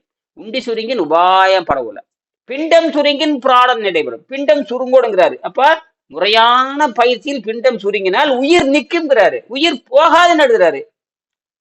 நீங்க பன்னிக்குட்டி மாதிரி தின்னு போட்டு செரியன் மாதிரி சாக வேண்டியதுதான். செரியனை நல்லா மாட்டிட்டாரு என்கிட்ட. நீ மாறப்பல சாகலாமா? அப்ப நீ செத்தினா அப்ப நான் சாக மாட்டேன். நீ மாறப்ப நானும் தான் மாறப்ப. அப்ப நீயும் உணவு ஒடுக்கம் இல்லாதவன், என்னைய போய் நீ கொழுப்பு திங்கிற, அதை கட்டுப்பாடு. அப்ப நீ ஏன் கட்டுப்பாடு இல்லாம இருக்கிற? அப்ப உனக்கு இந்த கட்டுப்பாடுன்னு ஏதோ தெரியாம வெள்ளைக்காரனுடைய பாடத்தை படிச்சுட்டு எங்களை எல்லாத்தையும் கொலை செய்ய வந்திருக்கிற நீ. கொலைகாரங்க எத்தனை பேர்த்த கொலை செஞ்சுன்னு யாருக்கு தெரியும்? ஆனா இது 7ஆம் அறிவு. அதனாலதான் இவங்களை எல்லாம் போட்டு மானத்தை வாங்குறது. நீ பெரிய அறிவாளின்னு சொன்னா நீ நீண்ட வேற நோயில சேர்த்திருக்கணும், எய்ட்ஸ் சேர்த்திருக்கணும். நீ எதுக்கு மாறப்பட சேர்த்த? ஏண்டா எந்த தொழில் பண்றியோ அந்த தொழில் தானே சாகுற நீ. என்னது? எந்த தொழில் செய்யறியோ அந்த தொழில் சாகுற. அறிவில்லை. சரி. அப்ப 6ஆம் அறிவு வளர்கின்ற பொழுது உங்களுக்கு 6ஆம் அறிவு வர்றப்ப 6 அறிவு வந்து விடுகிறது, இனப்பெருக்க வேகம் குறைகிறது. அப்ப எப்ப இனப்பெருக்க வேகம் குறைகிறதோ உங்களுக்கு ஆயுள் நீட்டிக்கும், ஆரோக்கியம் நீட்டிக்கும்ங்கிறது அறிவியல் சொல்லுகிறது. சரியா? அடுத்தது 7ஆம் நிலை வர. அப்ப இந்த மனிதன் என்னவா மாறுறான்? பசிதாகத்தை கட்டுப்படுத்துகின்ற பொழுது இயற்கை அவனை தேர்வில் கொண்டு வைத்து விடுது. தேர்ச்சி செய்து என்ன தேர்ச்சி செய்து இவனுக்கு உடல் சம்பந்தமான, அடுத்தது என்ன, மனம் சம்பந்தமான, அடுத்தது என்ன, எதோடு தொடர்பு கொடுத்து வைத்துக்கிறாய்? இயற்கையோடு. அது கடவுள்பீங்க, நான் இயற்கையும்பேன், ஆகாயம்பங்க, வானம் எல்லாம் ஒண்ணுதான். சில ராமருமா, சில லட்சுமா, முருகனுடைய பாதத்தை அடைய வேணுமா, சிவபிராப்தி அடையணும்பா. ஆனா செத்து போனா மட்டும் நான் கடவுளே செத்து போனா மட்டும் பாருங்க அஞ்சலி போட்டிருப்பான். இறைவனிடம் சேர்ந்தார் என்று இறைவனிடம் சேர்ந்தார் என்று வருத்தத்தோடு தெரிவித்துக் கொள்கிறோம். ஏடே அறிவில்லை. இறைவனடி சேருவது இருள் சேர் இறைவனையும் சேரார் அப்படின்னு எழுதுறாரு இல்லையா? புரிவா? இதெல்லாம் வள்ளுவர் சொல்றாரு, இறைவனடி சேராதார் அப்படிங்கிறாரு. அதாவது பிறவி பெருங்கடல் நீந்துவர் நீந்தார், இறைவனடி சேராதாருங்கிறார். அப்போ பிறவி பெருங்கடல் நீந்து போகாம பாதியில செத்து போறா என்ன ஆகும்? இறைவனடி சேகர மாட்டான். அப்ப பிறவி பெருங்கடல் நீந்த விட பசி தாகத்தை கட்டுப்படுத்தோம்னா உண்மையான இறைவன் போகலாங்கிறார். அப்போ இறைவனடி சேருவது உத்தமமான செயல், யோக்கியமான செயல். ஆனா வீட்டில் என்ன எழுதி வச்சிருக்கிறா? இவரை இறைவனடி சேர்ந்தார் என்று ஆழ்ந்த வருத்தத்தோடு தெரிவித்துக் கொள்கிறோம். அப்புறம் எந்த வெங்காயத்தை கடை விட்டு போறீங்க? பத்மா பதில் சொல்லலாம், அப்புறம் கீதா பதில் சொல்லலாம், அப்புறம் யாரு பதில் சொல்லலாம். கடவுள்கிட்ட போறது கேவலம்னு சொல்லிட்டு அப்புறம் எதுக்கு கோயிலுக்கு போய் மணி அடிச்சிட்டு இருக்கிறீங்கன்னு கேக்குறேன். எதுக்கு தீபம் ஏத்துறீங்க? வெக்கமா இல்ல? நீங்க தினம் கடவுளை பார்க்கணும்னு சொல்றீங்க, நாளைக்கு நீங்க செத்து போயிட்டு நிறுத்தி இருக்கிறாங்க, நீங்க கடவுள் பார்க்கணும்னு சொல்றீங்க, அதுக்காக எத்தனையோ செலவு என்ன போட்டு என்னைக்கு பிடிச்சி கேடு பண்றீங்க. அப்ப நீங்க செத்து போனதுக்கு அப்ப என்ன எழுதுறான்? அவர்கள் இப்ப இனியும் நான் செத்து போயிட்டு வச்சுங்க, இனியன் இறைவனடி சேர்ந்தார் என்று ஆழ்ந்த வருத்தத்தோடு குடும்பமே வருத்தம் தெரிவிக்கு. அப்ப கடவுள்கிட்ட போறது கேவலம்னு சொல்றீங்க, அப்படித்தானே? எவனாச்சும் சிந்திச்சிருக்கிறீங்களா பாருங்க. கேவலமான பிறவி, என்ன வாழ்க்கை! இவரு யாருன்னா இவங்களே யாரு போதையில் இருக்கான்னு அர்த்தம். அதாவது பகுத்தறிவே இல்லை. அது பேசாம வாய் மூடிட்டு அவர் செத்து போட இந்த புற்றுநோய் வந்து செத்து போனாரா எழுத வேண்டியது தானே? என்னது எழுதான் பார்க்கலாம். சக்கரமாயி வந்து படாத பட்டு 10 வருஷம் படுக்கையில கிடந்து இத்து புழுத்து செத்தாருன்னு எழுது, 4 பேத்துக்கு தெரியுது. மாரடைப்பு செத்து போனா எழுத, குஷ்டரோகம் செத்து போனா எழுத, நரம்பு தளர்ச்சி வந்து செத்து போனாரு எழுதேன் பார்க்கல. எல்லாம் மானரோசம் எல்லாத்துக்கு வரணும் இல்ல, அதெல்லாம் எழுத மாட்டாங்க. இதுதான் போலிவாதிகள் பேரு, இவங்க பேரு தான் ஊதாரிகள்னு பேரு, புரியுதா? அதனாலதான் அந்த யோக நெறி சொன்னாங்க. அதனாலதான் கோடியில் ஒருவர் தான் அந்த நெறிக்கு செல்ல முடியும்னு 47வது பாடத்துல அவங்க இன்னைக்கு படிச்சாங்க. யாரு? கீதா அவர்கள் படிச்சாங்க. அப்ப 47வது அவங்க புது புத்தகம் தான் வச்சிருக்காங்க. 4ஆம் பதிப்பு 5ஆம் பதிப்பு, 4ஆம் பதிப்பு 5ஆம் பதிப்பு வச்சிருக்காங்க. 230 பக்கம் இருக்கு. அவங்க 47ஆம் படத்தை படிக்க சொன்னா படிச்சாங்க. திருப்பி அதை படிங்க, அப்பதான் மானரோசம் வரும். திருப்பி மரணத்தை 3ஆ பிரிச்சிருக்கிறாங்க. முதல் மரணம், 2வது மரணம், 3வது மரணம், அதெல்லாம் படிச்சிருக்காங்க. சரி, நிறைவு செய்ய போறேன். சரி, மனிதன் யோகியாக மாறுகிறான். இதோட வகுப்பு முடிய போகுது. தொடுதல், நகர்தல், காணுதல், முகர்தல், வாய் ருசி, பகுத்தறிதல், அண்டவெளியோடு துற வைத்துக் கொள்ளுது. அதாவது விண்வெளி ஆற்றல் எடுத்துக்கொள்றது, இனப்பெருக்கம் செய்கின்ற தகுதியோடு. இப்ப இனப்பெருக்கம் செய்யற தகுதினால உங்களுக்கு சுத்த ரத்தம் வந்துருச்சுன்னு அர்த்தம். அப்ப சுத்த ரத்தத்தில் இனப்பெருக்கம் செய்யலாம். எத்தனை வயசே கிடையாது. என்னது வயசே கிடையாது. பத்மா பெங்களூர், புரியுதா? அதாவது சுத்த ரத்தத்தில் எப்ப வேணா இனப்பெருக்க தகுதியோடு தான் நீங்க வாழ்றீங்க. அப்படின்னா தூய ரத்தம் உங்களிருந்து இருக்கிற ரத்தமானது எத்தனை சந்ததியும் அது பெருக்க வல்லதுன்னு அர்த்தம். அதுக்கு உதாரணம், ஒரு மாம்பழம் பழுத்து, மாம்பழமோ தெங்கம்பழமோ மாம்பழம் ஏதோ ஒண்ணு கனி பழுத்து அப்படியே தானா கழுண்டு கீழே அந்த உறவை துண்டிச்சுட்டு கீழே இறங்குது, கீழே பூமியில விழுகுது. விழுந்தோடனே அது என்ன பண்ணுதுன்னா இனப்பெருக்கம், அந்த விதை அது கீழே விடுது, அந்த பழம் விடுதலை சதையில விடுதலை படைச்சிருச்சு. ஆனால் அந்த விதை என்ன பண்ணுதுன்னா இனப்பெருக்க தகுதியோடு தான் மரத்திலிருந்து விடுதலை அடையுது. ஒரு பழம் கீழே விழுகின்ற பொழுது இனப்பெருக்க தகுதியோடு தான் விடுதலை பெறுகிறது. என்னது? நீங்க என்ன எத்து போய் புழுத்து போய் செத்து போறீங்க. ரத்தம் நாரி போய் கிடக்குது. ரத்தம் இல்ல மண்டையில ஏத்திக்கணும். சரி, சந்தேகம் இருந்தா கேளுங்க, நிறைவு செய்துக்கலாம். ஏதோ சந்தேகம்? என்ன சாப்பிட்டீங்க நாளைக்கு? என்ன உணவு ஐயா கீதா அம்மாக்கு? கீதா காலையில வழக்கம் போல வெள்ளம் சாப்பிடும். நாளைக்கு என்ன பண்ணுங்க, வெள்ளம் மட்டும் சாப்பிடுங்க. வெள்ளம் ஒரு 35 கிராம் வெள்ளத்தை நல்ல வெள்ளத்தை நல்லா கொட்டுங்க. அச்சு வெள்ளத்தை நல்லா கொட்டுங்க. கொட்டி சுடுதண்ணில போட்டு அந்த வெள்ளை தண்ணி மட்டும் காலையில நீங்க அந்த 5:30 மணிக்கு சாப்பிட்டுருங்க.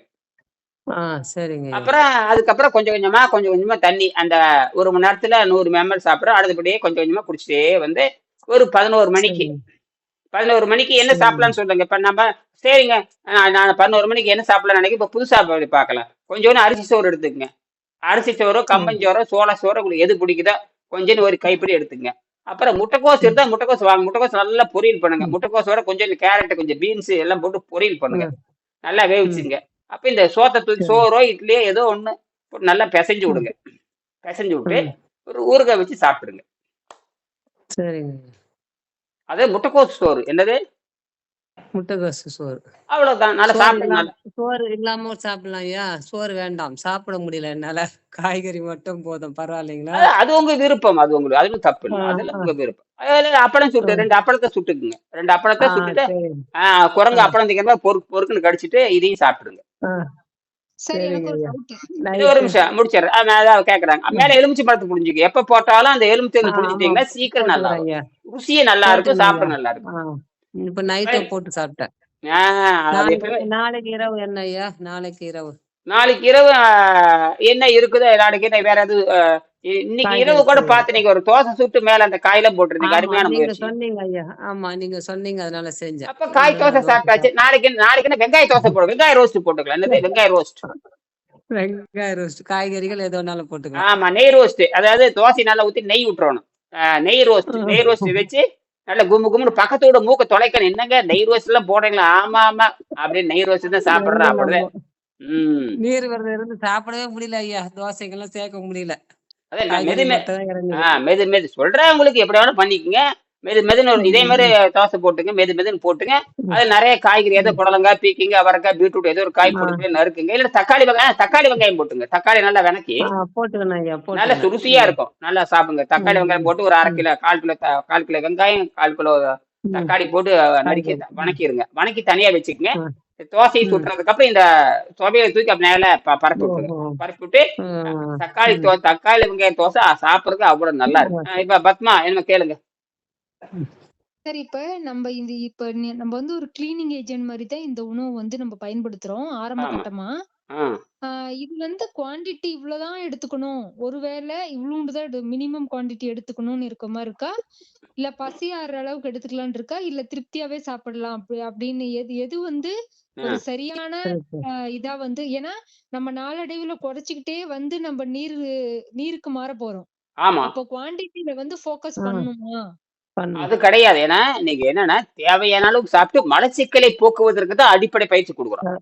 முதல் நீங்க மலச்சிக்கலை போக்குவதற்குத்தான். ஏன்னா இந்த குறைந்த உணவினால் மலச்சிக்கலை வருங்கிறத காய்கறி சாப்பிட்டு இந்த மலச்சிக்கலை போக்கிடுறோம். காய்கறி சாப்பிட்டு மலச்சிக்கலை போக்குறோம்.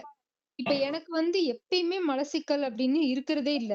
எப்பயுமே டிராவல் பண்ணா கூட காலையில தூங்கி எந்திரிச்சதுமே காலையில உடனே போய் வயிறு கிளீன் பண்ணிக்கிறோம். சரி, ரெகுலரா நல்ல மோஷன் போயிட்டு இருக்கிறவங்களுக்கும் தங்கி இருக்கிற கழிவு வந்துரும் இல்லையா இந்த உணவு முறைய ஃபாலோ பண்ணோம்னா? அப்ப அவங்க கொஞ்சம் முன்னேறிட்டாங்கன்னா, நான் சொல்ல தினம் மலம் போகணும் அவசியம் இல்ல. அப்ப 2 நாளைக்கு ஒருக்க இந்த அப்ப நீங்க என்ன பண்ணாங்கன்னா, நீங்க 48 மணி நேரம் நீர்ப்பயிற்சி செய்யுங்க. நீங்க பத்மாவுக்கு மட்டுமே 48 மணி நீர்ப்பயிற்சி செஞ்சு ஒரு தடவை காய்கறி சாப்பிடுங்க. 48 மணி செய்யறப்ப மிச்சம் 48 மணி நேரம் பயங்கரம் ஓய்வு கொடுக்குறப்ப மிச்ச மூல முடுக்கிற கழிவுலாம் இழுத்துட்டு வந்து நேர உணவு பாதையில படிஞ்சு அது 30 அடி வந்து நிற்கும். 32 அடியில வந்து நிற்கும். அதை என்ன பண்றீங்கன்னா, மாலையில வந்து வேக வைத்த காய்கறி சாப்பிட்டு அந்த விஷத்தை கீழே அந்த குறைந்த உணவினால் பழைய கழிவுகள் வந்து நிற்கும். மலச்சிக்கல் வராம இருக்க 2 வேலை செய்யலாம். ஒண்ணு இனிமா கொடுத்து குடலை சுத்தம் பண்ண. எப்படி இப்போ சோனம் வாங்ஸுக்கு யாரு பண்ணாம இருக்கிறாங்களோ நாம அதை பண்ணணும். அந்த மாதிரி நீங்க 2 நாள் அந்த உணவு பழக்கத்தை நிறுத்தணும்னே பழைய கழிவுகள் வந்து உணவு பாதத்தை உடம்புக்கு எல்லா இடத்துலயும் இருந்து அது என்ன பண்ணு சேகரித்து அறுவடை பண்ணி அந்த அடுக்கெல்லாம் அறுவடை பண்ணி நோயில அறுவடை பண்ணி கொண்டு அந்த விஷத்தை போய் இங்க வச்சிடும். அதை என்ன பண்றீங்கன்னா, நீங்க அந்த வேக வைத்த காய்கறியோ அல்லது கீரையை சாப்பிட்டு கீரை பெருங்குடல் வரைக்கும் இழுத்து விட வேண்டும். இதுதான் அடிப்படை விஞ்ஞானம். அப்ப நீங்க என்ன பண்றீங்க, நாளைக்கு 2 நாள் நீங்க பண்ணுங்க. 2 நாள் பண்ணிட்டு நீங்க அகத்தூய்மை பண்ணுங்க. அப்புறம் என்ன பண்ணீங்கன்னா 3 நாள் பண்ணிட்டு அகத்தூய்மை பண்ணுங்க. அந்த உணவு பாதை சுத்தம் பண்றது. அப்ப அந்த உடம்பு வந்து மாறாம வரும். அந்த கொஞ்சம் கொஞ்சமா உடம்பு வந்து மெல்ல மெல்ல அந்த அழுகி போன சதையில கரைஞ்சு குறையும். அப்ப நீங்க இப்படி செய்ய அப்படி நீட்டிக்கலாம். உங்க சௌகரியம் போல 2 நாள் நீட்டிக்கலாம், 3 நாள் நீட்டிக்கலாம். மறுபடியும் ஒரு நாளைக்கு இப்படி பண்ணி பாக்குறப்ப அந்த இடம் வந்து இது வந்து கொஞ்சம் வேகமா செய்யற முறை. இப்ப நிதானமா செய்யற முறையும் இருக்குது, மெல்ல செய்யற முறையும் இருக்குது. அந்த காரணம் இந்த ஜீரணை நிறுத்துறதா. நீங்க 2 நாள் நீங்க செய்யும் பொழுது என்ன ஆகும், அமைதியாயிரும். உங்களுக்கு வந்து என்ன ஆகுன்னா ஃப்ரீ ரெடிக்கல் வரவே வராது. ஆற்றல் பயங்கரமா இருக்கும். உடம்பெல்லாம் பார்த்து வஜ்ரமா மாதிரி சுறுசுறுப்பா இருக்கும். தூக்கம் தேவையான தூக்கம் வரும், தேவையான இது வரும், எல்லாமே எனக்கு ஒரு ப்ராப்ளம் இருக்கு சார். என்னன்னா இந்த சோர்வு, காலையில எனக்கு சோர்வு ரொம்ப அதிகமா இருக்கு சார். இன்னைக்கும் இருக்கா? செல்ஸுக்கு போதுமான ஆக்சிஜன் இல்ல, அதனால தானே அந்த சோர்வு. கழிவு நிறைய இருந்தாவே தண்ணி அப்ப இருக்கு. நீங்க கழிவு இருந்தாவே அப்படித்தான் பண்ணும். அப்ப காற்றோட்டம் இருக்கிற பகுதியே இருக்க வேண்டும். நீங்க இருக்கிறது காற்றோட்டமா எப்படி? நீங்க எங்க இருக்கீங்க எனக்கு ஒண்ணுமே தெரியாது. எனக்கு பக்கத்துல பார்க் இருக்கு சார். நான் வந்து செடிகள் இருக்கிற இடத்துக்கு வந்துடணும்னு சொல்லிட்டு ஷிஃப்ட் வந்துட்டேன். மேல மாடி காத்தோட்டமா தான் இருக்கு. அது மாடியில தான் பயன் அது இருக்கேன். அது மாடியில் இருந்துக்குங்க. இருந்தா இல்லாட்டா மாடி வீட்டுக்கு போயிருங்க. வீட்டை மாத்திட்டு மேல போயிருங்க. மாடி வீட்டுக்கு போயிருங்க. இப்ப அப்படிதான் இருக்கேன். நான் அங்கேயே ஃபர்ஸ்ட் இருங்க. வந்து ஆ, அபார்ட்மெண்ட்ல இருந்தேன். ஃபுல்லா பில்டிங் ஆளுங்க கசகசன்னு இருந்தது. ம், அதனால கொஞ்சம் மாத்தி நான் காத்தோட்டமா இருக்கிற மாதிரி வந்துட்டேன். ம். அதுல இருங்க. அது போதும், அது போதும். சூரிய வெளிச்சம் நல்லா கிடைக்கும். பட் பெரும்பாலும் இந்த ஏன் எனக்கு அந்த சோர்வு வருது சார் காலையில. வேலை நச்சுத்தன்மை இருந்தா செய்யணும்னு நினைச்சா கூட வந்து அந்த எனர்ஜி கிடைக்க மாட்டேங்குது. போய் ம். படுத்துக்கிறேன் சோர்ந்து. அப்ப ஆமா ஆமா இந்த இந்த உடம்பு அப்ப நீங்க நீர்ப்பயிற்சி இப்ப இன்னையில எப்ப இருந்து ஆரம்பிக்கிறீங்க? இப்ப இதை பண்ணிட்டு இருக்கிறீங்களா? சும்மா சும்மா சொல்றீங்களா? இது எப்படி அப்ப? சார் நான் ஆக்சுவலா என்னாச்சுன்னா ஃபர்ஸ்ட் பீட்ரூட் மட்டுமே சாப்பிட்டுக்கிட்டு ஒரு வாரம் நீங்க சொன்ன மாதிரி மானிட்டர் பண்ணேன். தண்ணி கரெக்டா தாகம் எடுக்கிறப்ப குடிச்சேன். எலுமிச்சை பழத்தை புழிஞ்சு விட்டுக்கிட்டேன். ஆ, 3 கிலோ குறைஞ்ச வெயிட். அந்த 1 சரி. வீக்லயே ஆ, 3 கிலோ குறைஞ்சேன். ஒரு நாள் ஃபுல்லா நல்லா லூஸ் மோஷன் ஆச்சு. ஆ, அதுக்கப்புறமா வேலைக்காக என்ன பண்ணிட்டேன், 3-4 நாள் வெளிய போனேன். ஆ, வெளிய போயிட்டு ஆக்சுவலா அந்த டைம்ல நான் டீ எல்லாம் குடிச்சிட்டேன். ஒரு ம், எனர்ஜி வேணும், இன்டர்வியூ எல்லாம் அட்டெண்ட் பண்ணணும்ட்டு. சரி ம், மறுபடியும் புதுசா ஸ்டார்ட் பண்ணிக்கலாம் போச்சு அப்படின்ட்டு விட்டுட்டேன். அந்த ம், சூழ்நிலைக்காக ம், ம், ம், டிராவல் எல்லாம் இருந்தது. அதனால ரைஸ் கொஞ்சம் சாப்பிட்டேன். ம், டீயும் குடிச்சிட்டேன் இடையில ஒரு ம், நாளு. ம், கொஞ்சம் ஆனா வெஜிடபிள் விடல. சாப்பிட்டுட்டு ம், தான் இருந்தேன். ம். பட் வெறும் ஒரு வேளை உணவு வெறும் பீட்ரூட் சப்பாத்தி மட்டுமே சாப்பிட்டுட்டு இருந்தேன். இடையில தப்பு பண்ணிட்டேன். சரி. அதுக்கப்புறம் நேத்துல இருந்து மறுபடியும் ஸ்டார்ட் பண்ணியிருக்கேன். ஏன்னா ஆ, என் ஒர்க் முடிஞ்சிருச்சு. ம், நேத்து வந்து மதியானம் கீரை வச்சுட்டு 2 சப்பாத்தி வச்சு சாப்பிட்டேன். ம், இன்னைக்கு பீட்ரூட்டும் 2 சப்பாத்தியும் சாப்பிட்டுருக்கேன். ம். இப்ப நீங்க என்ன பண்ணுங்க? 48 மணி நேரம் போடுங்க. நீங்க 48 மணி நேரம் போடுங்க. பசிதாக 48 மணி நேரம் சோர்வு இல்லாம போயிடும். சோர்வு வரும். ஏன்னா அறுவை சிகிச்சை நடக்குது இல்லையா? அறுவை சிகிச்சை சோர்வு வரும். நீங்க 48 மணி நேரம் ம். போடுங்க. அப்புறம் தொடர்புல இருங்க. 48 மணி நேரம் அடிக்கடி தொடர்புல இருங்க. ஆனா இவர் 5 நாளுக்கு போயிட்டு இருக்காரு. இப்ப 4வது நாள் போயிட்டு இருக்காரு. அதெல்லாம் அவ்வளவுதான். நீ அப்படியே போயிட்டே இருக்க வேண்டியது. 15 நாள் 20 நாள் போயிட்டே இருக்கும். அதுதான் மேல்நிலை. அதனால நீங்க 2 நாள் பண்ணுங்க. ம். இடையில யாராவது கூப்பிடுங்க. மறுபடியும் அதை பத்தி பேசுவோம். சரியா? 2 வேற ஏதாவது? டேஸ்க்கு ஒன்ஸ் ஒரு டைம் மட்டும் சாப்பிட்டுக்கணும். 48 மணி நேரத்துக்கு ஒருக்கா அக தூய்மை. ம். இதுல சரி நேரங்காலமே கிடையாதுங்க. எப்ப வேணும் இதுங்க இந்த காலை மாலை இரவு அதெல்லாம் பொய் அத்தனை நம்மலாம் போட்டு வச்சிருக்கிறோம். அதெல்லாம் அந்த மாதிரி உடம்புல எங்கேயும் செட்டப்பே கிடையாது. நாம நாம ம். இது ஒரு அந்த மலச்சிக்கு அதுக்குள்ள இந்த தொகுத்துரும் எல்லா விஷயத்தையும் தொகுத்து கொண்டு வந்து இங்க வச்சிரும். இந்த 48 ம். மணி நேரம் போதுமானது. அதுக்கப்புறம் மறுபடியும் அந்த சுத்தமானதுக்கு அப்புறம் 72 மணி நேரம் போடலாம். அதெல்லாம் 15 நாள் வரைக்கும் போயிட்டு எவ்வளவு நாள் வேணா போடலாம். கடைசியில அந்த காற்றுல வாழ்றதுதான் நம்ம அடிப்படையே. ஏன்னா அது அது ம். எவல்யூஷன் ப்ராசஸ் நம்ம தடை செய்ய முடியும். இந்த இல்ல சாதாரண இப்ப உணவு. கொஞ்சம் கொஞ்சமாவே பிராக்டிஸ் பண்ணிக்கலாம் சார். நம்ம மனசும் ஒத்துழைக்கும், உடம்பும் ஒத்துழைக்கும். ஆமா அது ஸ்லோ ப்ராசஸ். என்ன அவசரம்? நம்ம 12 ஆண்டு பண்ணலாங்கிறது இல்லையா? அது ம். அச்சீவ்மெண்ட் அதிகபட்சமா 180 நாள் தான். இதுல ஒண்ணுமே இல்ல அதிகபட்சமா. நானெல்லாம் எனக்கு இந்த ம். பட்னியும் கிடையாது, ஒரு புடலங்காயும் கிடையாது. அதெல்லாம் நான் ஏத்துக்கிறதே இல்லை. அதெல்லாம் பொய் எத்தனையுமா கூட அருணாடு சொல்ற பசி தாகம் நின்று இருக்கிறப்ப சுத்த ரத்தத்தில் பசி இல்லாத பொழுது அப்புறம் நீங்க சுத்த ரத்தத்தில் பசிங்கிற உணர்வு பல பல பல கோடிக்கணக்கான ஜென்ம ஜென்மங்க அந்த கர்ம வினை அத்து போகின்ற அதுதானே விடுதலை. அதுதான் உங்களுக்கு பேரு. எத்தனை வருஷம் சார் இப்ப நீங்க சாப்பிடாம இருக்கீங்க? 25 வருஷமா 26 27 வருஷமா ஆச்சு. அப்பா இந்த ஏஜ்ல இவ்ளோ ஆற்றலா இருக்கீங்க. உங்களுக்கு ஆமா இருக்கிற எனர்ஜி ஆக்சுவலா எனக்கு இல்ல. வராது. எப்படி வரும்? ம். ம். நான் உண்மையாலுமே நான் இயற்கை உணவுக்கு மாதிரி அது 32 வருஷம் மொத்தம் நான் 32 ஆண்டு ஆச்சு. 32 ஆண்டுகளாக இந்த சாதாரண உணவு விடுதலை அடைஞ்சிருக்கு. அதுக்காக சாதாரண உணவு இருந்தே சைவமா அசைவமா? நான் எப்பவுமே பெரும்பாலும் எனக்கு தெரிஞ்சே நான் சைவம் தான். என்னோட குடும்பமே சைவம் தான். அதுக்கப்புறம் தான் பிறப்புல இருந்தே சைவம். பிறக்கிறப்ப அசைவம் தான். அதுக்கப்புறம் எங்க வீடு எப்பவுமே சைவம் தான். எங்க அம்மா காய்கறினா உடனே செஞ்சிருவார். எங்க அம்மா எப்பவுமே காய்கறிக்கு தான் சைவம். அசைவம்னா என்னைக்காவது ஒரு நாளைக்கு அசைவம். அதெல்லாம் நம்பவே முடியாது. அசைவம்னா அசைவத்தை நான் விரும்பவே மாட்டேன். அப்படியே இருந்தாலும் அசைவங்கிறது எங்க வீட்டுல எப்பவுமே இருக்காது. ஏன்னா எங்க அப்பா சைவம். எங்க அப்பா சுத்த சைவம். எங்க அப்பா பால் குடிக்க மாட்டார், வரட்டி தான் குடிப்பாரு. அந்த காலத்திலேயே வரட்டி தான் கொடுப்பாரு. எனக்கு வரட்டி கொடுப்பாரு, நான் வேண்டாம்பேன். கடையில போய் சாப்பிடக்கூடாதும்பாரு. எதுவா இருந்தாலும் கடையில சாப்பிடக்கூடாது, ரொம்ப கேவலமான பிறப்பு, வீட்டுலதான் சாப்பிடணும் பாரு. அது வீட்டுலதான் சாப்பிடுவாரு. அப்ப எங்க அப்பா அசைவம். அந்த சைவம் என்னது பால் சேர்க்கறது கொடூரம் அப்புறம் புரிஞ்சுக்கிட்டாரு. உண்மையாலும் பால் சைவத்துல வந்து 7வது 26வது சைவம் 26 27 சைவம் 26 தத்துவம் சொல்லும் பொழுது அது வீர சைவம்னு ஒண்ணு வரும். அப்ப வந்து மாட்டிலிருந்து வரக்கூடிய எந்த உணவையும் சாப்பிடக்கூடாதுங்கிறத வீர சைவம். நெய் சார் எல்லாத்துல இருந்து வர்றதானே.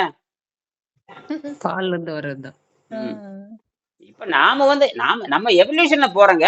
நாம குடலை கழுவிட்டு இயற்கைக்கு குடலை கழுவிட்டு காஸ்மிக் கதிரில வர உடலுக்கு போய் இந்த தத்துவம் நமக்கு தேவையா தூக்கி ஓரமா வச்சுட்டு போவேன். அப்ப அந்த தத்துவத்தை படிச்சு என்னத்தை கிழிச்சிங்க எந்த அதெல்லாம் அது ஒரு தத்துவத்துக்காக சொன்னதை தவிர நாம ஒரு நெய் தோசை போட்டு சாப்பிட சொல்றேன். அப்ப தினமும் நெய் தோசை அடுத்த அப்புறம் 6 மாசத்துக்கு அப்புறம் தண்ணிக்கு போறேன். தண்ணிக்கு போடும் பொழுது நெய்யும் கிடையாது பொய்யும் கிடையாது. புரியுதா? இந்த 6 மாசத்துல தின்னு பழகிக்க வேண்டிய அதோட மறந்துடணும். அத்தனையும் மறந்துடணும். அதுக்கு தினம் மாத்துறது சொல்லுவாங்க சார். 1000 கோயிலுக்கு போய் கிடைக்காத அனுபவம் ஒரு தடவை ஹாஸ்பிட்டலுக்கு போயிட்டு வந்தா கிடைக்கணும்பாங்க. ஹாஸ்பிட்டலுக்கு போறதுக்கு பதிலா பேசாம சாப்பிடாம படுத்துக்கலாம். ஆமா, அந்த சாப்பிடாம படுக்கிறது அப்படிங்கிறது அகத்தூய்மை செய்து சாப்பிடாமல் படுக்க வேண்டும். சாப்பிடுதல் என்று சாப்பிடுதல் சாப்பிட விட்டுலாம். சாப்பாடு அப்படின்னா என்ன தெரியுமா? சாப்பாடுன்னு என்ன அர்த்தம் தெரியுமா? அவர்களுக்காக பாடுபடுறது சாப்பாடு. ஓ சூப்பர். சாப்பாடுன்னு சொன்னாவே சாகறதுக்காக பாடுபடுறது. என்னது ஞாபகம் வரப்பதான் இந்த டைலாக் வச்சுக்கிறேன் சார். சாப்பாடுன்னா சாவு வர்றதுக்காக பாடுபடுறது, சாவு வர்றதுக்காக அதான் சொல்றாங்க. இருக்கிற வரைக்கும் தின்னு போட்டு சாவேன் அப்படி எல்லாரும் அதுதான் சொல்லுவாங்க. தின்னு போட்டு சாவு. சரி, தின்னு போட்டு சாவு. அதே நோவு அப்புறம் கத்துற தின்னு போட்டு நோவு வந்து சாவேன்னு சொல்லுங்க. எப்பவுமே தின்னு போட்டு நோவு வந்து சாவேன். தின்னுட்டே சாவேன். தின்னுட்டுலாம் சாக முடியாது. தின்னுட்டு சாவேன். ஆனா தின்னு போட்டு நோவு வந்து சாவேன்னு சொல்லி பழங்க. எழுதி வச்சுங்க வீட்டுல முன்னாண்ட. தின்னு ஓட்டு நோவு வந்து சாவேன்னு சொல்லி பாருங்க. எல்லாத்துக்கும் செருப்படி போட்ட மாதிரி இருக்கும். ஆணவக்காரனோட கொட்டத்தை அடக்கணும்னா நம்ம பேசி பழகணும். புரியுதுங்களா? தின்னுகட்ட பரம்பரைங்கிறான்ல. அதான் அப்போ இயற்கையாவே அதுதான் இந்த பிசாசு புத்தி அப்படிதான் சொல்லுவாங்க. அதான் மந்த புத்தி. அதாவது பொருள் தேடு வடிவம் இன்ப துன்பம் சிதறுண்ட நிலை. அது முதல் நிலை. அது பிறவி நிலை, கேவலம நிலை. அடுத்தது மந்த புத்தி. அவ்வளவுதான். இந்த ரெண்டுல தான் இந்த முதல் நிலை பொருள் தேடு வடிவம் இன்ப துன்பம். அதுல வந்து முதல் நிலை பிறவி நிலை. 2வது மந்த நிலை. இந்த 2 நிலையிலுமே 99.99 அப்படியே போட்டு போங்க. அத்தனை பேர் இதுல 2 பேர் வந்துடுவாங்க. 3வது நிலைக்கு வரவே முடியாது. 3வது நிலைக்கு வரவே முடியாது. சரி, டவுட். இந்த இது இனிமா கேன் வாங்க சொன்னீங்க, நான் வாங்கிட்டேன். போன வாரம் வெளியே போனதால நீங்க சொன்ன உணவு முறைய ஃபாலோ பண்ணதால நான் உங்ககிட்ட கேட்க முடியல. அது நான் இப்ப யூஸ் பண்ணட்டுமா இல்ல? இந்த வேண்டாம் அது வேண்டாம். எப்ப மலச்சிக்கல் வர்ற மாதிரி இருந்தா அப்ப பண்ணிக்க. 2 நாள் உன்னை போட சொல்றேன், உங்களை போட சொல்றேன், அப்ப பண்ணிக்கலாம். எனக்கு எப்பயுமே மலச்சிக்கல் வராது சார். இனி வரும் பாருங்க. இந்த 2 days சாப்பிடாம இருக்கிறது அப்ப வரும்ல. அதுக்கு தான் வச்சு வாங்கி வச்சுக்க சொன்னோம். Okay okay okay. 74 போடும்போது சுருங்கிற எல்லாம் சுருங்கி நிக்கும். உடம்பு வஜ்ரமா மாறும். அப்ப வந்து அழுக்கு அப்புறம் பிரிச்சுட்டு வந்து அப்படியே வெளியாரமா நிக்கும். அப்ப என்ன பண்ணுவோம்னா அப்பதான் என்ன பண்ணுவோம், மேல கொஞ்சம் கீரையும் போட்டுக்க, கீழே வந்து எண்ணெய் இந்த தண்ணி விட்டு அடிச்சுக்கோடா. கீரை மேலையும் சுத்தமாயிரும், கீழையும் சுத்தமாயிரும். அதாவது ஆறாதாரம் மூலாதாரம் 2 ஒரே நேரத்துல சுத்தம் பண்றது. இந்த ஆறாதாரத்தையும் மூலாதாரம் சுத்தம் பண்ண தெரியாம குண்டடி பண்ணி செத்து போயிட்டானுங்க நிறைய பேரு. ஆறாதாரம் தெரிய மாட்டேங்குது, மூலாதாரம். ஐயா தியானம் யோகா எல்லாம் பண்ணும்போது குசு விடுவானுங்க ஐயா. நாங்க 10 பேர் வரும்போது அப்ப கேஸ் உள்ள வரும். என்னன்னா இது யோகா பண்ணா குசலம் வரக்கூடாது என்ன யோசனை பண்ணுவோம். எல்லாம் குசலம் விட்டுதான் இருப்பாங்க. ஆமா, தெரிஞ்சாத்தானே. எனக்கு என்ன சொல்றாங்கன்னா அந்த அதாவது குருடும் குருட்டாட்டம் மாதிரி குழியில் விழுந்தாங்க. இப்ப குருடு சொல்லி தருது. எதுக்காக குருடு வந்து அதை தின்னு போட்டு அது பேண்டுட்டு மண்டிட்டு கிடக்குது. ஏண்டா, அதாவது யோகம் என்று சொன்னாலே முதல்ல வந்து உணவு பாதையை தூய்மை செய்ததுன்னு அர்த்தம். இததான் நியமம். இப்ப இதை கண்டுபிடிச்சு எழுதுறதுக்கு திருமூலர் தான் எழுதினாரு. அது திருமூலரும் யாருக்கும் தெரியாது, பதஞ்சலியும் யாருக்கும் தெரியாது. நியம்னா இந்தியாவில யாருக்குமே தெரியாது. நியம்னா என்னன்னே தெரியாது யாருக்குமே. இந்த 2000 ஆண்டுகளாக வெங்கடேசன் வந்ததை நியமத்தை புரிய வச்சாரு. எனக்கு முதல்ல புரிய வச்சாரு. எனக்கு இதுக்கு தமிழ் வழியில நான் படிச்சவன், தாய் தமிழ் பிள்ளை நடத்தினவன். எனக்கு ஒரே அளவும் புரியல. அப்புறம்தான் அவர் சொன்னார் நியமம். என்னையா நியமம் கேட்டையே, இதெல்லாம் 2000 எழுதுனது அந்த புத்தகத்தை. அப்புறம் தான் இதெல்லாம் நான் படிக்கவே இல்லை. எடுத்து நாங்க வெறும் வாயில வச்சுக்கிறது, சும்மா அகரத்துல எழுத்தெல்லாம் மாதி இதை 2 மட்டும் வச்சுட்டு கதை பேசிட்டு இருக்கிறது. அப்பதான் தெரியுது நம்ம பண்ணதில் டூப்பு ஏமாத்திரக்காக தமிழ் வாழ்கன்னு சொல்லியிருக்கேன்னு. அப்புறம் தான் புரிஞ்சுது. அப்புறம் தான் உண்மையை புரிந்து கொண்டோம். அப்பதான் நியமம் புரிஞ்சுது. இயம்னா ஒழுக்கம்ங்கிற. என்ன ஒழுக்கம்? தனி மனித ஒழுக்கம். இயமம்னா பொது மனித ஒழுக்கம். அப்ப நான் பிரிச்சு ஆராய்ச்சி வேணும். ஓ, இயமம் என்று சொன்னால் பொது இடத்துல எப்படி நடந்துக்கிறது, நியமம் என்று சொன்னால் தனிப்பட்ட முறையில் எப்படி நடந்துக்கிறது. நீங்க என்ன பண்றீங்க? பொது இடத்துல என்னமோ பண்ணிட்டு பொது இடத்துல ஒரு நல்ல மாதிரி நடிச்சுக்கிட்டு உங்கள் தனி மனித ஒழுக்கத்தை கெடுத்து குட்டிச்சவர் ஆக்கிட்டீங்க. என்னது? அதனாலதான் நோய். ஏப்பா நீங்க உங்க உடம்பு குட்டிச்சு ஏன் ஐயோன்னு கத்துறீங்க? நீங்க திங்க தெரியாம தின்னு மாட்டிக்கிட்டீங்க. அதுக்கு என்ன பண்றது? எவனோ தின்னு சாகுற, நீங்களும் தின்னு சாகுறீங்களா? அப்ப நோய் வந்து ஐயோ கத்துறீங்களா? அப்ப உங்களுக்கும் அறிவு இல்லை, அவனுக்கு அறிவு இல்லை. உங்களுக்கு அறிவு இல்லை, உங்களுக்கு அறிவு இல்லை. அதுக்கு என்ன பண்றது? அப்புறம் அடி வாங்கினதான் தெரியுது. தண்டம் கட்டணும், ஃபீஸ் கட்டணும், கட்டி அப்பதானே புத்தி வருது. அப்ப புத்தி வராது இல்லையா? பைனான்ஸ் போட்டா தானே புத்தி வருது. அப்படிதான் அடுத்த மாதிரி இனிமேல் தப்பே பண்ணக்கூடாது எல்லாம் வரும் இல்லையா? இல்லாட்டா பெனால்ட்டி போட்டே இருக்க முடியாது. தப்பு பண்ண அப்புறம் உங்களுக்கு வந்து நீதிமன்றம் அவன் என்ன பண்ணுது? போடுறாங்குது. கடைசியில் மரண தண்டனை விடுறாங்குது. கடைசியில் வேற வழியே இல்லை. அந்த மாதிரி தான் இப்பவே என்ன பண்ணிக்கீங்க, ஒழுங்கா இருந்து உணவு ஒழுக்கம் தான் உலகத்தை அதாவது இதுல வந்து என்னன்னா பட்டினி கிடையாது, பத்தியம் கிடையாது, உண்டானதெல்லாம் கிடையாது. ஏன்னா நன்கு சுத்தமானதுக்கு அப்புறம் உடம்பு உள்ள பூரா நைட்ரிக் ஆசிட் நிறைஞ்சிரும்.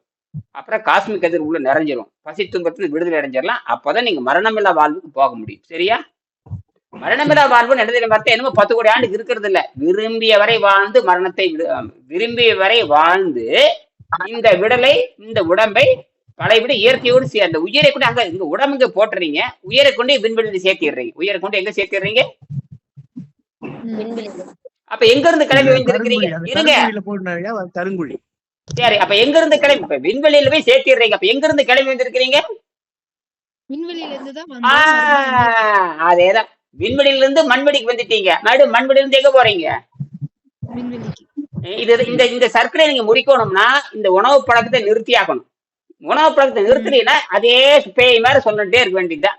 பிறக்க வேண்டியது, சாக வேண்டியது, அவனுக்கு அடிமை இவனுக்கு அடிமை, இப்படியே இருந்து 10 கோடி ஆண்டாக நீங்க தப்பிச்சு போறது. ஒழுங்கா இப்பவே தப்பிச்சிட்டீங்கன்னா மீண்டும் பரவாயில்லை.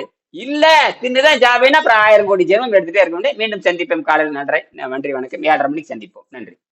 ஐயா, ஒரே கேள்வி ஐயா. கேளு. நாம பயிற்சி எடுக்கிறப்போ தலைக்கு தேங்காய் நல்லெண்ணெய் தேய்ச்சி தலைக்கு குளிக்கலாமா? அதெல்லாம் குளிக்கலாம். நீங்க சோப்பு போட்டு குளிக்கலாம். 1 மணி நேரம் தண்ணி, அதெல்லாம் ஒண்ணுமே இல்லை. தாராளமா குளிங்க. நான் குளிச்சா ரொம்ப நல்லது. சரிங்க ஐயா.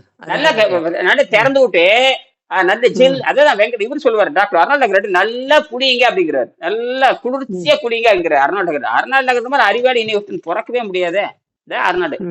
நல்லா குளிங்க. நல்லா குளிச்சோம்னா சிறுநீர் தானா பிரியணும். அந்த குளிர்ச்சி உள்ள இறங்கி சிறுநீர் ஸ்வைன்னு பிரியணும். அந்த அளவு குளிக்க சொல்றாரு. அப்ப பச்சை தண்ணியில தான் குளிக்கணும். ஆமா, பச்சை தண்ணில குளிக்கணும். அதனாலதான் நின்னுட்டுனா அது 1க்கு வர்ற வரை குளிப்பேன் நான். ஜில்லுன்னு வர அந்த 1 அப்பவே நோயெல்லாம் பாதி நோய் போயிடும். என்னது? அந்த மஞ்சளா வெளியே வரணும். அப்ப அவ்வளவு சூட்டை உள்ள இழுத்துட்டு எல்லா பக்கம் குளிர்ச்சி எடுத்து எல்லா விஷத்தையும் இழுத்துட்டு தண்ணியே குடிச்சிருக்க மாட்டான். இந்த குளிர்ச்சியினால எல்லாம் பண்ணி ஒரு சாயின்னு மஞ்சளா பிரியும். அருவியில குளிக்கிறப்ப 1 கடிக்கிறோம். அதே அருவியில பாருங்க 1 மணி நேரம் குளிக்கிறோம், தானே 1க்கு பிரியுதே இல்லை. அதேதான் இங்க பண்ணணும். நீங்க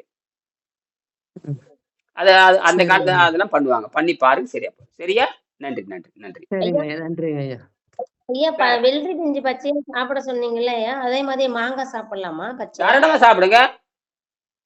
சரிங்க ஐயா. அதை விட அது வேக வச்சு சாப்பிட்டா நிறைய சாப்பிடலாம். மாங்காய் சாப்பிடலாம். கொஞ்சம் புளிப்பா இருக்கும், பல்லெல்லாம் கொஞ்சம் கூச்சரமா இருக்கும். அதுக்கு பேசாம ஒரு 1/2 கிலோ மாங்காய் அப்படியே ஆவியில வேக வச்சு இந்த இதுல குக்கர்ல போட்டு ஒரு கொஞ்சம் உப்பு இது தண்ணி ஊற்றி வெள்ளம் பேருக்கு ஒரு வெள்ளம் போட்டுங்க. போட்டுட்டு வேக விடுங்க. போட்டு அப்படியே வயிறு நிறைய சாப்பிடுங்க. அடிச்சுட்டு வந்து கடத்த 4 மாங்காய் வாடையோட வெளியே வருங்க. மாங்காய் ரிச் நைட்ரிக் ஆக்சைடு இல்ல சார் அது? ஆமா, அருமையான நைட்ரிக் ஆக்சைடு ஃபுட், அற்புதமான ஃபுட். எல்லாம் மாங்காய். அததான் சித்தர்கள் எழுதியிருக்காங்களே, மாங்காய் பால் உண்டு மலை மேல் இருப்பவருக்கு தேங்காய் பால் எதற்குன்னு கேட்பேன். தேங்காய் இதுக்கு என்ன அர்த்தம் கேட்டீங்கன்னா, தேங்காய் பெருங்குடலை சுத்தம் செய்யாது, மாங்காய் பெருங்குடலை சுத்தம் செய்தும் என்று புரிந்து கொள்ள வேண்டும். இதைதான் வெங்கடேசன் எழுதி வைப்பார். அப்ப தேங்காய் உடம்ப சுத்தப்படுத்தாது. அப்ப நீங்க தேங்காய் வடை சாப்பிட்டு வீணா போயிட்டீங்க. எத்தனை பேர் வீணா போயிட்டீங்க. இங்க மாங்காய். இப்ப நாங்க மாங்காய் நிறைய சொல்லுவேன். இது இன்னொன்னு பண்ணி பாருங்க. சரி, நான் இந்த இவருக்கு ஒண்ணு சொல்லலாம். யாரு? இந்த கீதாவுக்கு ஒண்ணு சொல்லலாம். மாங்காய் நாளைக்கு வாங்கி வைங்க. மாங்காய் ஒரு 1/2 கிலோ வாங்கி வைங்க. அப்புறம் அதுக்கு ஒரு பயிற்சி கொடுக்குறேன். மாங்காய் நீர் பயிற்சி. தண்ணிக்கு பதிலா ஒரு நாளைக்கு மாங்காய் நீர் பயிற்சி பண்ணலாம். புரியுதா? சரிங்க. ஒரு நாள் மட்டும் மாங்காய் நீர் பயிற்சி. அந்த அரைச்சு சரிங்க. ஒரு 1.25 லிட்டர் அரைச்சி வச்சுக்கிறது. அதை மட்டும் குடிச்சு பழகிறது. சரியா?